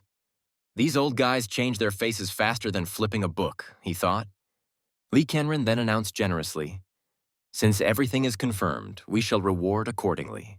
Gu Qingfeng, you are promoted 1 rank, awarded 1,000 taels of gold and 1,000,000 merit points. This is your reward from the Demon Quelling Bureau internally. Once reported to the court will grant you additional rewards. At such a young age, you have achieved so much. You are destined for greatness." Gu Qingfeng was ecstatic. This is a real windfall. Merit points were the internal currency of the Great Flame Dynasty Demon Quelling Bureau, accepted in all branches. Usually earned through missions and demon slaying, these points could be exchanged for materials at the Demon Quelling Bureau Contribution Hall. They could also be used to obtain items not available for purchase elsewhere. Killing an innate realm demon earned 100,000 merit points, so 1,000,000 was equivalent to slaying 10 such demons, highlighting its immense value. However, his joy was briefly interrupted when the female demon exorcist questioned if 1,000,000 merit points were too much for Gu Qingfeng, who was only at the 4th level of the energy-gathering realm. Li Qianren coldly replied, "If you can kill a 7-demon general's level demon, your reward would be even more than Gu Qingfeng's." The woman quickly backed down, and she and another demon exorcist prudently left with Fatty Wang and Shu Fan. After their departure, Li Qianren warned Gu Qingfeng, "From today, your name will be known throughout the dynasty. But fame often brings trouble, especially when you're only at the 4th level of the energy-gathering realm. People will envy and resent you, but they won't respect you. Although you possess outstanding physical and soul talents, your energy cultivation talent is lacking, meaning you won't reach the Grandmaster level. But paths like the Way of the Pill, the Way of the Talisman, and the Way of the Formation all require strong soul power, which you have. I've kept you here to ask if you're willing to pursue these paths." Gu Qingfeng, interested, asked which path Li Qianren thought he should choose. Without hesitation, Li Qianren recommended the Way of the Pill. "Though it's the most popular, I'm suggesting the Way of the Pill because I have a task for you. If you can complete it, you'll gain a status and wealth far beyond a Grandmaster, even without reaching that level. Your task is to enter the Jade Dragon secret realm and retrieve the Eternal Youth Pill for the Emperor.